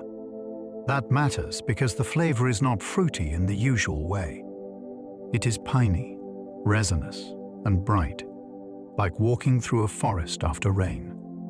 When distillers make gin, juniper provides the signature backbone, and other botanicals orbit around it. Without juniper, gin becomes something else entirely. In cooking, juniper is often paired with rich meats, especially game, because its sharp forest notes can cut through fat and make the dish feel cleaner. It is also used in some Northern European traditions, where it perfumes sauces and cures. The aroma can feel bold, so it is usually used with restraint. One or two crushed berries can change a whole pot. Juniper shows how a plant built for cold air and evergreen survival became a defining note in a global drink and a quiet accent in hearty food. Pink peppercorns are not true pepper and come from different trees. They look playful and delicate, yet they are not from the black pepper vine. They come from a different kind of plant altogether, which is why their flavor is different too. Pink peppercorns can taste lightly spicy, but also sweet and floral, with a rosy fragrance that feels almost like perfume. They are often used as a finishing touch because heat can dull their more delicate notes. You might see them scattered over soft cheese, chocolate desserts, or fish, where their gentle sparkle adds interest without a heavy bite. Their color also matters because food is experienced with the eyes first. A few pink peppercorns can make a dish look festive before you taste anything. They are a good example of how common names can mislead. The word pepper can describe a role in the kitchen, not a botanical identity. Once you stop expecting the deep warmth of black pepper, you can appreciate pink peppercorns for what they really are. A fragrant accent with a softer voice. Grains of paradise can mimic pepper heat with a citrus sparkle. This spice comes from seeds that have traveled for centuries, and it brings a surprising mix of warmth and brightness. The heat can feel peppery, but it often arrives with a hint of citrus and a faint floral lift that keeps it from feeling heavy. That makes it exciting in dishes where black pepper might feel too familiar. It has been used in West African cooking, and it also shows up historically in European brewing and spiced drinks, where its lively character can cut through sweetness. In a kitchen, It can wake up roasted vegetables, add energy to stews, or brighten a spice rub with a clean finish. Because it is less common, tasting it can feel like discovering a new color. It reminds you that peppery is not one sensation. It is a family of sensations, and some members sparkle more than they burn. When you try grains of paradise, you are tasting an alternative history of spice, one that could have been far more common if trade patterns had shifted. Long pepper was prized before black pepper, then faded from fame. Long pepper looks like a tiny pine cone, and its heat can feel deeper and sweeter than black pepper, with a slow warmth that builds rather than snaps. In ancient and medieval times, it was widely valued, and it appears in old recipes and trade records as a prized spice. Over time, black pepper became easier to source and standardize, and long pepper drifted toward the edges of the market. Yet it never stopped being fascinating. In cooking, it can add a complex warmth to sauces and braises, and it can bring a subtle sweetness to desserts that use warm spices. It is often grated or crushed, and its aroma can feel slightly earthy and musky in a way that black pepper is not. Finding long pepper today can feel like meeting a former celebrity, living quietly under a different name. It is proof that flavor history is not only about what tastes best. It is also about what ships carried, what merchants favored, and what became convenient. Mace is the lacy covering of nutmeg, and it tastes brighter. If nutmeg is the treasure, mace is the wrapping paper that turns out to be valuable too. When the nutmeg fruit is opened, a red, lace-like layer clings to the seed. That layer is removed, dried, and it becomes mace. The flavor sits in the same family as nutmeg, yet it often feels lighter and more fragrant, with a warmer lift rather than a deep, heavy sweetness. It can bring elegance to creamy sauces, and it can give baked goods a spice note that feels airy instead of dense. In some cuisines, mace is used in savory dishes where nutmeg might be too rich, such as delicate soups or light stews. It is also a reminder that spice is often about timing and parts. One plant can offer multiple ingredients, each with a different personality. Mace is the bright side of the nutmeg story, and it rewards cooks who like nuance. Poppy seeds are tiny, yet they carry nutty flavor from oil. They look like specks, yet they behave like a whole ingredient. Poppy seeds are rich in oil, and that oil is where much of their flavor lives. Toast them lightly, and they wake up fast, shifting from mild to warmly nutty with a hint of sweetness. In baking, they add texture that feels both crunchy and tender, because the seeds are small enough to scatter through dough without turning it gritty. They also carry aroma well, which is why poppy seed fillings can taste comforting and full rather than simply sweet. In some savory dishes, poppy seeds are ground into sauces, where they thicken and add richness without dairy. Their small size also makes them feel almost magical. A spoonful can change a whole loaf. They teach a simple lesson. Intensity is not always about size. Sometimes flavor is stored in tiny packages, waiting for heat and motion to unlock it. Sesame seeds become tahini, which carries spice aromas beautifully in sauces.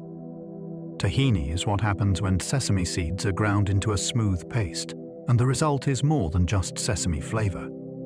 It becomes a carrier, a rich base that can hold garlic, lemon, cumin, and chili in a single creamy ribbon.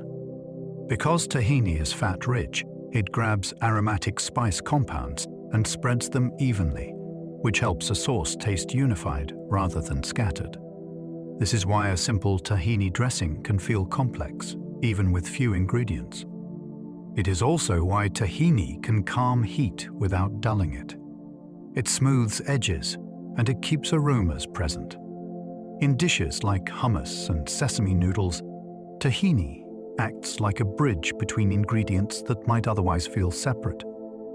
It can make a salad feel satisfying, and it can make roasted vegetables taste like a full meal. Sesame begins as a seed, yet in tahini it becomes a whole texture, a whole mood, and a whole way of carrying spice. Black sesame tastes deeper than white, partly due to roasting traditions. Black sesame often feels more intense, and some of that difference comes from how it is treated in the kitchen. Black sesame is frequently roasted until it smells rich and toasty, which deepens the flavor and brings out a faint bitterness that can feel sophisticated. White sesame is also roasted in many recipes, yet it is often kept lighter, so the flavor stays softer and more delicate. Black sesame pastes and desserts can taste almost like chocolate in their richness, even though there is no cocoa involved. The color plays a role too. Dark foods prime the brain to expect depth, and the flavor often matches that expectation. In East Asian cuisines, black sesame appears in sweets, sauces, and fillings, where its roastiness can anchor sugar without becoming cloying. It is a reminder that roasting is not just cooking. It is flavor sculpting. The same seed can become light and nutty, or dark and profound, depending on how far you let heat take it. Saffron can color thousands of servings because its pigment is intense. A few threads can tint a whole pot, and that feels like magic until you remember what pigment really is. Saffron contains powerful coloring compounds that dissolve into liquid, especially warm liquid, and they spread with astonishing efficiency. That is why saffron rice can glow from a pinch, and why broths can turn golden with only a small infusion. Yet the color is only part of the experience. The aroma is delicate, and it can vanish if the threads are treated roughly or cooked too hard. Many cooks steep saffron first, letting it bloom in warm water or milk, so both color and fragrance arrive together. This makes saffron feel like a ceremonial ingredient. You prepare it with care, you watch the liquid shift, and you know the dish is changing before the first bite. In a world of loud flavors, saffron is a quiet kind of power, measured in threads and patience. Anota Saeeds dye foods golden and bring a gentle, earthy aroma. Anoto comes from bright red seeds, yet it often paints food with warm yellow and orange tones. In many Latin American and Caribbean kitchens, it is used to give meats and rice a sunlit color that signals richness before you taste anything. The aroma is subtle, often described as earthy, slightly peppery, and faintly floral, which means it tends to support rather than dominate. Anoto is sometimes infused into oil, creating a colored fat that can coat ingredients evenly and carry the spice's mild fragrance into the whole dish. That infusion can make a simple pan of sautéed vegetables look celebratory. It can also give stews a color that feels slow-cooked and deep, even when the flavors are light. Anoto shows how much of eating is expectation. Color sets the stage, and the mind leans in. With Anoto, the stage glows warmly, and the flavor stays gentle enough to let other ingredients speak. Food coloring once came from spices, long before synthetic dyes. Before factories could make stable pigments, cooks relied on plants, minerals, and insects to make food look beautiful. Spices were part of that toolkit because they could tint dishes while also adding aroma. Turmeric could turn rice bright gold. Saffron could stain broths and sweets with a luxurious hue. Paprika could give stews a warm red glow. These choices were practical and symbolic at once. Color helped signal freshness, richness, and celebration. It also helped identify dishes in crowded feasts, where presentation mattered as much as taste. In some cultures, a colored dish was linked to rituals, holidays, or hospitality, so the spice used for color carried meaning beyond flavor. This older approach also reminds us that natural coloring is not modern fashion. It is tradition. People have always wanted food to look like joy. They simply used what the pantry could provide, and the pantry often provided it through spice. Chili varieties can be fruity or floral, not only hot. Heat can steal the spotlight, yet chilies are not one-note instruments. Many have distinct flavors that show up clearly when you taste them with care. Some can feel fruity, like berries or stone fruit. Others can feel grassy, smoky, or even lightly floral. This is why hot sauce lovers talk about peppers the way wine lovers talk about grapes. The variety matters. So does ripeness, because a green chili can taste brighter and sharper, while a fully ripened one can taste sweeter and rounder. Drying and smoking can add new layers, and fermentation can change the whole personality again. When you start paying attention to these differences, you realize chili is not just a heat delivery system. It is a fruit with a full range of aromas. A pepper can make a dish taste sunny, earthy, or deep, even at modest heat levels. Learning chilies is like learning a new set of colors, and the palette is bigger than most people expect. The same chili can feel hotter when eaten in dry air. Spice lives on the tongue, but the environment can change the experience. In dry air, the mouth can produce less saliva, and saliva normally helps dilute and move spicy compounds away from sensitive areas. With less moisture, the burn can concentrate, and it can linger longer. Dry air also encourages you to breathe through the mouth more, especially if your nose feels dry. That extra airflow can make irritation feel sharper, because the sensation stays more exposed. This can be why a chili dish feels more intense on an airplane, in winter heating, or in a very dry climate, even when it is the same recipe you handle easily at car. Home. It is not just imagination. It is the way nerves respond when the mouth is less protected. The lesson is useful and comforting. If heat surprises you, it may not be the chef. It may be your own mouth on a different day, in a different atmosphere. Fresh herbs can read as brighter, while spices can feel warmer and rounder. This contrast is one of the simplest ways to shape a dish's mood. Fresh herbs often carry greener, more volatile aromas that leap up quickly, and they can make food feel lively and clean. Dried spices often bring deeper, warmer notes that spread through a dish and linger, especially after cooking. The difference comes from plant parts and preparation. Fresh leaves contain delicate compounds that fade with long heat, so they often shine when added near the end.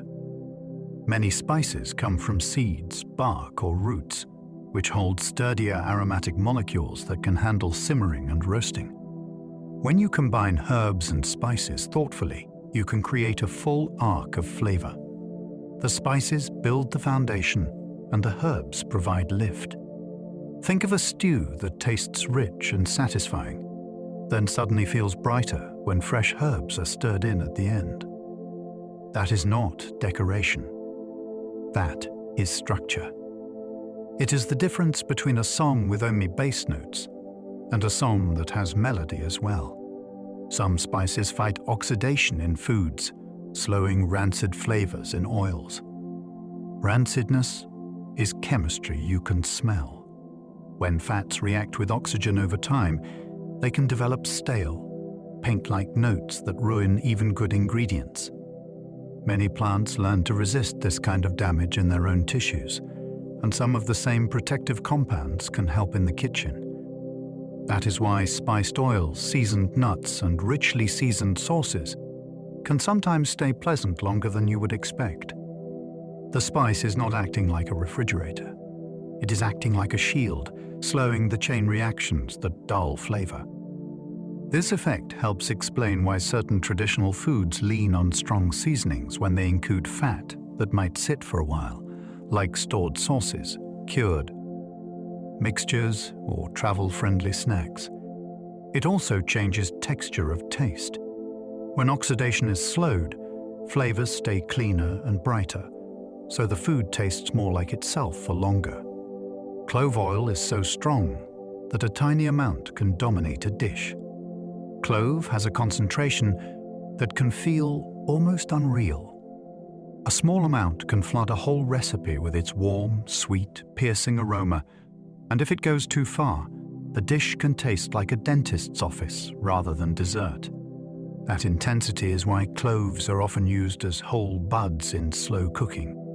You can let them perfume a pot, then remove them, keeping control of the final balance. In spice blends, clove often acts like a spotlight.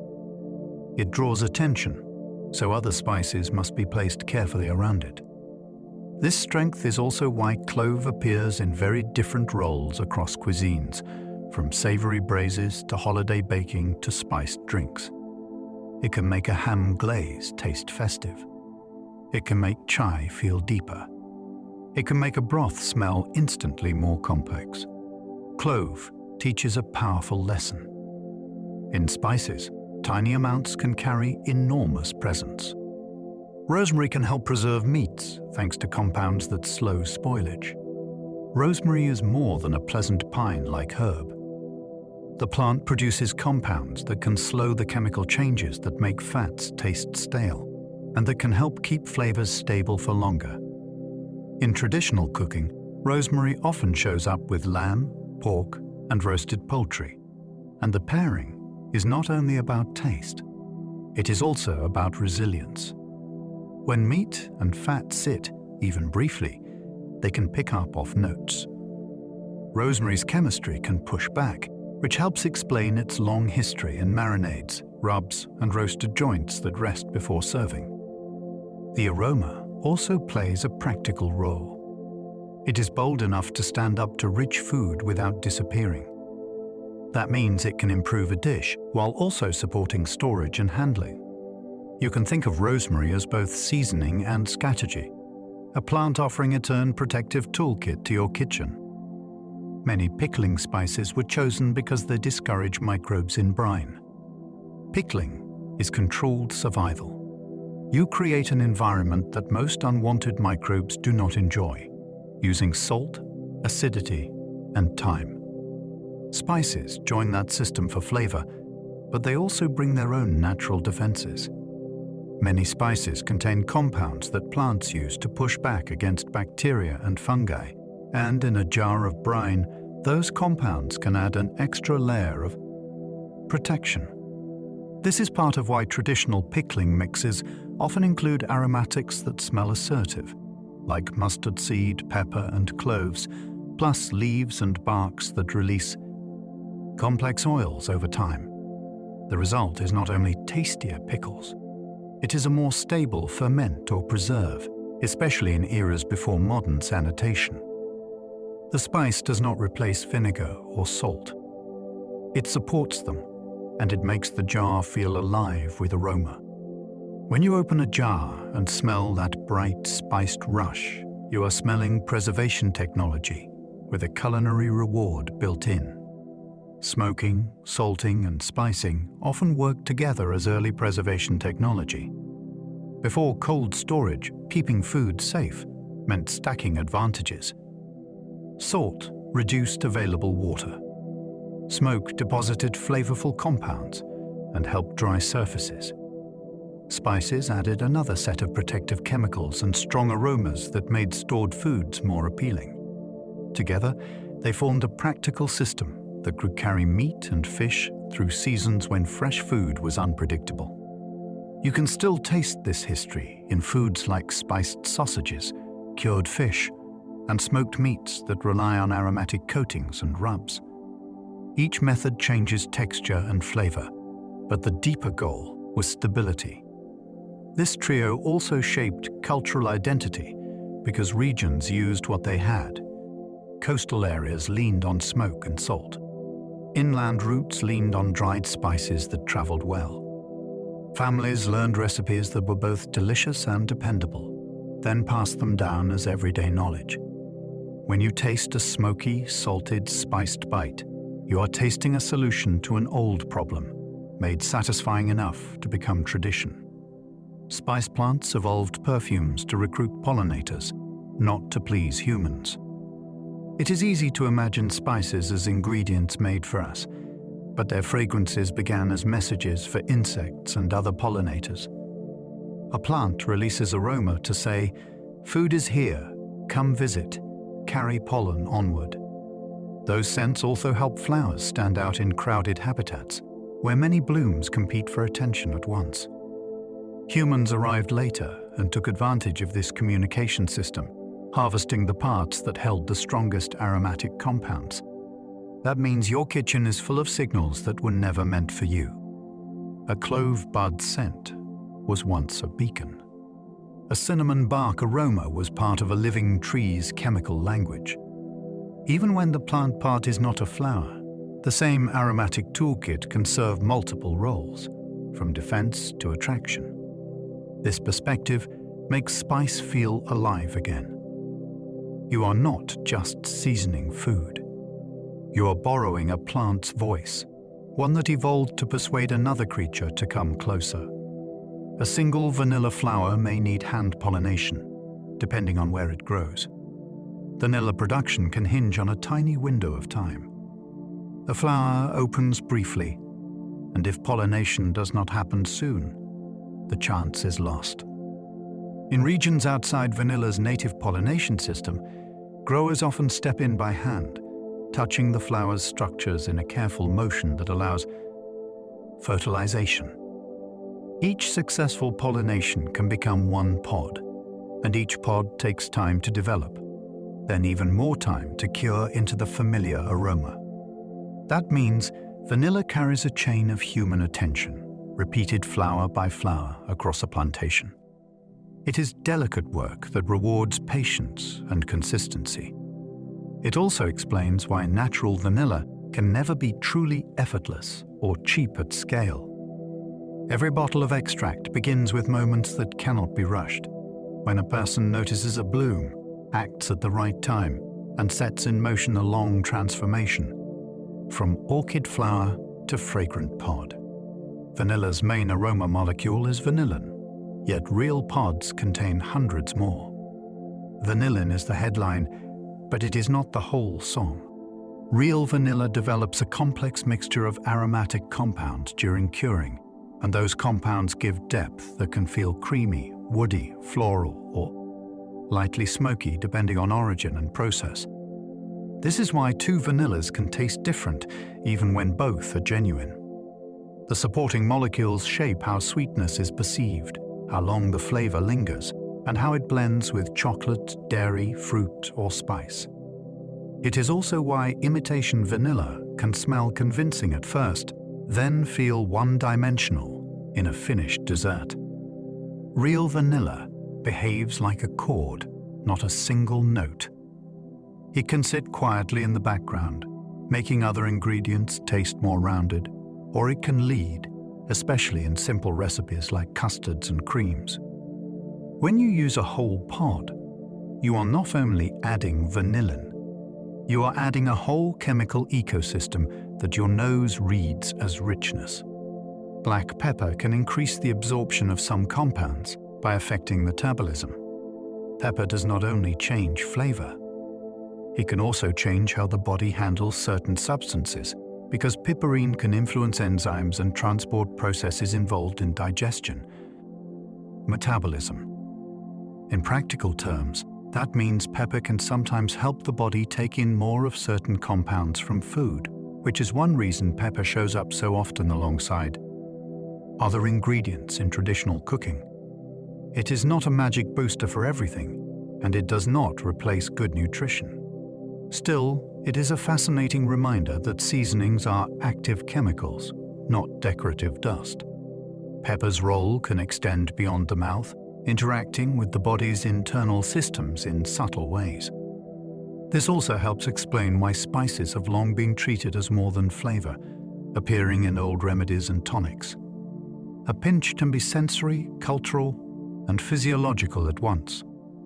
When you grind pepper over a meal, you may be doing more than seasoning. You may be nudging the whole digestive conversation. Turmeric can stain hands and wood, because its pigment binds stubbornly. The bright yellow can feel like sunshine until it meets a cutting board. Turmeric's coloring compounds can cling to porous surfaces and to skin, especially when mixed with oil, because pigments spread and settle into tiny spaces. That is why the color can linger even after washing, turning fingertips golden and leaving boards with faint shadows of past meals. In many kitchens, this is treated with a mix of respect and humor because it is proof of the spice's potency. The same stubborn pigment that causes stains is also what makes turmeric so prized for coloring food. A small amount can tint rice, soups, and sauces with a warm glow that signals richness before you taste. It is a visual spice as much as a flavor spice. The lesson is simple. Some ingredients do not just sit on the surface of a recipe. They mark it, and they mark the cook too, leaving a trace of the meal on the world around it. Some spices become more aromatic after resting, as flavors meld slowly. Freshly mixed spice blends can feel sharp around the edges, like a choir still warming up. Give them time, and the aroma often becomes smoother and more unified. Part of that is simple distribution as tiny particles settle and mix more evenly. Part of it is that some aromatic molecules move between ingredients and subtly balance each other out. A blend that seemed too peppery on day one can feel rounder after a few days in a closed jar. This is especially noticeable in mixtures that include both warm spices and bright spices, where the first sniff can feel busy. Resting does not make a stale blend fresh. It makes a fresh blend cohesive. Many cooks build blends ahead of time for this reason, then use them like a finished instrument rather than a pile of parts. It is a quiet reminder that flavor has a timeline, and patience can be an ingredient all by itself. Spice freshness can be tested by rubbing, because warmth releases trapped oils. If you want to know whether a spice still has life, you can ask it a simple question. Rub a small pinch between warm fingers, then smell immediately. The warmth helps volatile oils rise into the air, and rubbing breaks a few tiny cells or surfaces that still hold fragrance. A fresh spice answers fast. It smells clear, specific, and almost vivid. An old spice often smells dusty, muted, or vaguely woody, as if the details have been erased. This test is especially helpful for seeds and leafier spices that can look fine long after their aroma has faded. It is also a useful way to compare two jars side by side, which trains your nose like a musician training their ear. You are not looking for intensity alone. You are looking for character. When the scent has sharp edges and distinct notes, the spice is ready to sing. When it smells like cardboard, it is time to replace it. Light and heat speed flavor loss, so cool darkness protects your jars. A spice's most exciting aromas are often the most fragile. Light can break down aromatic compounds, and heat encourages them to evaporate faster. Even steady warmth from a stove area can quietly drain a jar over weeks, especially if steam and humidity sneak in while you cook. That is why the best storage spot is not the prettiest open shelf by the oven. It is a cool cupboard away from sunlight, where temperature stays steady and lids stay dry.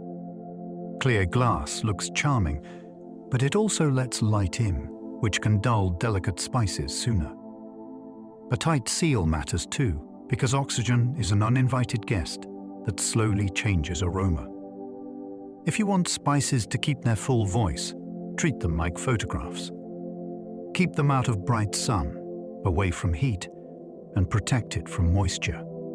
Your reward is simple. Open the jar, and the scent still feels alive. Whole nutmeg grated fresh can tastes shockingly different from pre-ground powder. Nutmeg is one of those spices that proves how quickly aroma can drift away.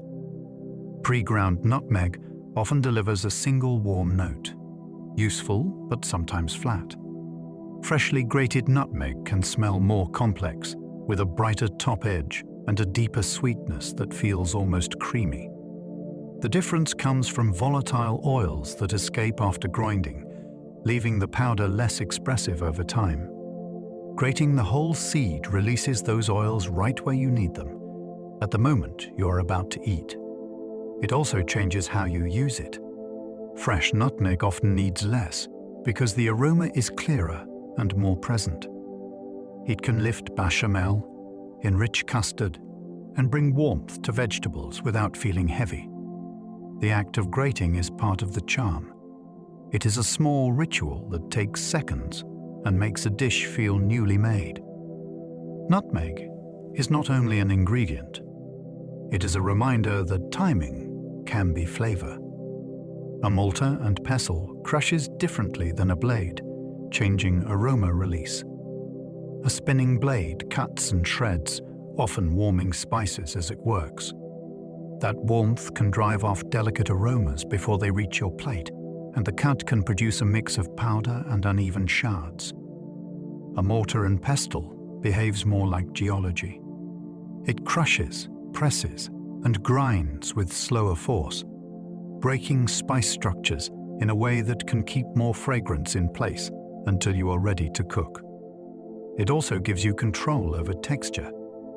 You can crack pepper coarsely, or you can grind coriander into a fine, fragrant dust. That control changes how a spice behaves in food. Cracked spices can create little bursts. Fine spices can dissolve into a sauce more completely. There is also the sensory side. The sound of crushing seeds, the first puff of aroma rising from the bowl, the feeling of the spice changing under your hand. It is cooking that feels physical and deliberate, and the flavor often matches that intention. Different grinds change how spice disperses, from bursts to gentle background warmth. Grind size is a secret dial for flavor timing. A coarse grind tends to deliver spice in flashes, because larger pieces release aroma more slowly and hit the tongue in distinct moments. A fine grind spreads more evenly, so the spice becomes part of the fabric of the dish. This can change everything about how food feels. Think of cracked black pepper on a creamy pasta. You get sudden pops of warmth and aroma. Now, think of finely ground pepper cooked into a sauce. The warmth is steadier, and the aroma feels woven in rather than sprinkled on. Grind size also changes in fusion. Larger pieces are easier to remove from broths, while fine powder can cloud a liquid and carry spice into every spoonful. Neither is better. They tell different stories. If you want drama, go coarse. If you want harmony, go fine. A spice is not only what it is also the shape you give it. Steeping spices in milk works well because milk fat captures aroma molecules. Milk is not just liquid. It is a rich carrier that can hold onto spice aromas and spread them smoothly across the tongue. Many aromatic compounds are happier in fat than in water, so warm milk can draw out fragrance that feels round and lingering. That is why spiced milk drinks can taste so comforting, and why custards and creams can feel deeply perfumed without tasting harsh. When spices steep in milk, they often soften. Edges that might feel sharp in water become smoother, and the whole flavor can feel more integrated. This is especially useful for spices with delicate notes, where boiling might drive aroma away. A gentle steep is often enough. The milk becomes scented, and the kitchen smells like warmth itself. You can do this with chai, with spiced hot chocolate, or with a simple bedtime mug flavored with cinnamon and cardamom. It is a technique that turns spice into a slow, creamy presence. Some traditional desserts rely on spices to create warmth without heat. There is a kind of warmth that has nothing to do with chilies. It is the warmth of cinnamon in baked fruit, the warmth of ginger in a soft cookie, the warmth of cardamom in sweet bread. These spices can make a dessert feel cozy and full, even when it is served cold. They do it by building aroma that suggests comfort and richness. A spoonful of rice pudding can feel more satisfying when it carries nutmeg's gentle depth. A simple syrup can feel luxurious when a few cloves have perfumed it, then been removed. Across many cultures, spice gives sweets structure. It prevents sugar from feeling flat, and it adds a sense of place and tradition. These desserts often become linked to seasons, celebrations, and family kitchens because the scent travels ahead of the first bite. The warmth arrives in the air, then settles into the mouth. It is flavor as atmosphere, and it is one of the oldest reasons people fell in love with spices. Many cultures toast spices before grinding, like a tiny kitchen chemistry ritual. Toasting spices is a small act with a big payoff, and many traditions treat it like an essential step rather than an optional flourish. In parts of India, whole spices might be warmed briefly before they are ground, so their aroma opens up and their character deepens. In Mexico, a comal can be used to toast seeds and dried chilies, building a richer base for sauces. In Ethiopia, spices for blends can be toasted to bring out warmth and complexity before mixing. The method changes from place to place, but the logic is shared. Heat wakes oils, shifts aroma, and turns raw sharpness into something rounder. It also brings focus to the cook. You listen, you watch, you smell, and you stop at the right moment. That attention becomes part of the flavor. Toasting is not only tradition. It is a sensory skill passed down through hands and noses, and it turns a pantry into something alive.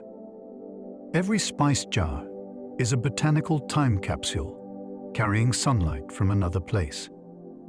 A spice is concentrated plant life, harvested at a moment when its chemistry was ready, then dried so it could travel. That means each jar holds traces of a climate, a soil, and a growing season. Pepper carries the story of a vine that climbed toward light. Cinnamon carries the story of a tree's protective bark. Saffron carries the story of brief blossoms and careful hands. Even when two jars have the same label, their aromas can differ because the plants grew under different sun, rain, and wind. Storage adds another layer as time slowly edits what remains. When you open a jar, you are releasing molecules that were formed far away, sometimes months or years ago, then held in stillness until this moment. That is why spices can feel like travel without leaving home. One twist of a lid can turn your kitchen into a market, a hillside farm, or a dry forest edge. The jar is small, but the journey inside it is vast. As we come to the end of our journey through spices, you might notice how wide the world became from something so small. We wandered through ancient trade winds and crowded markets. We listened to seeds crackle in warm pans and watched color bloom from a pinch of saffron or turmeric. We met peppers that changed history, berries that taste like whole cupboards, and fragrant resins that once perfumed temples. Along the way, we traced the quiet science inside every jar. Found defenses turned into flavor. Aromas learned to travel through air, straight into memory. Heat became sensation. Sweetness became balance. And a simple grind became the difference between a whisper and a bright, living scent. Now, you do not need to hold on to any of it. Let the ideas settle like spice dust after stirring, soft and slow, returning to stillness. If any thought lingers, let it drift through like a warm breath, then pass on. Feel your shoulders soften. Let your jaw unclench. Let your hands rest heavy, as if they have finished their work for the day. Imagine a quiet kitchen at night, jars closed, lights low, the last trace of aroma fading into calm air.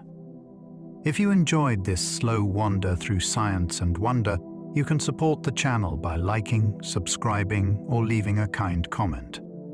And if you are still awake, there will be another video waiting on your screen, ready to carry you a little further. For now, let your breathing find an easy rhythm. Let your thoughts loosen their grip. Sleep well, and good night.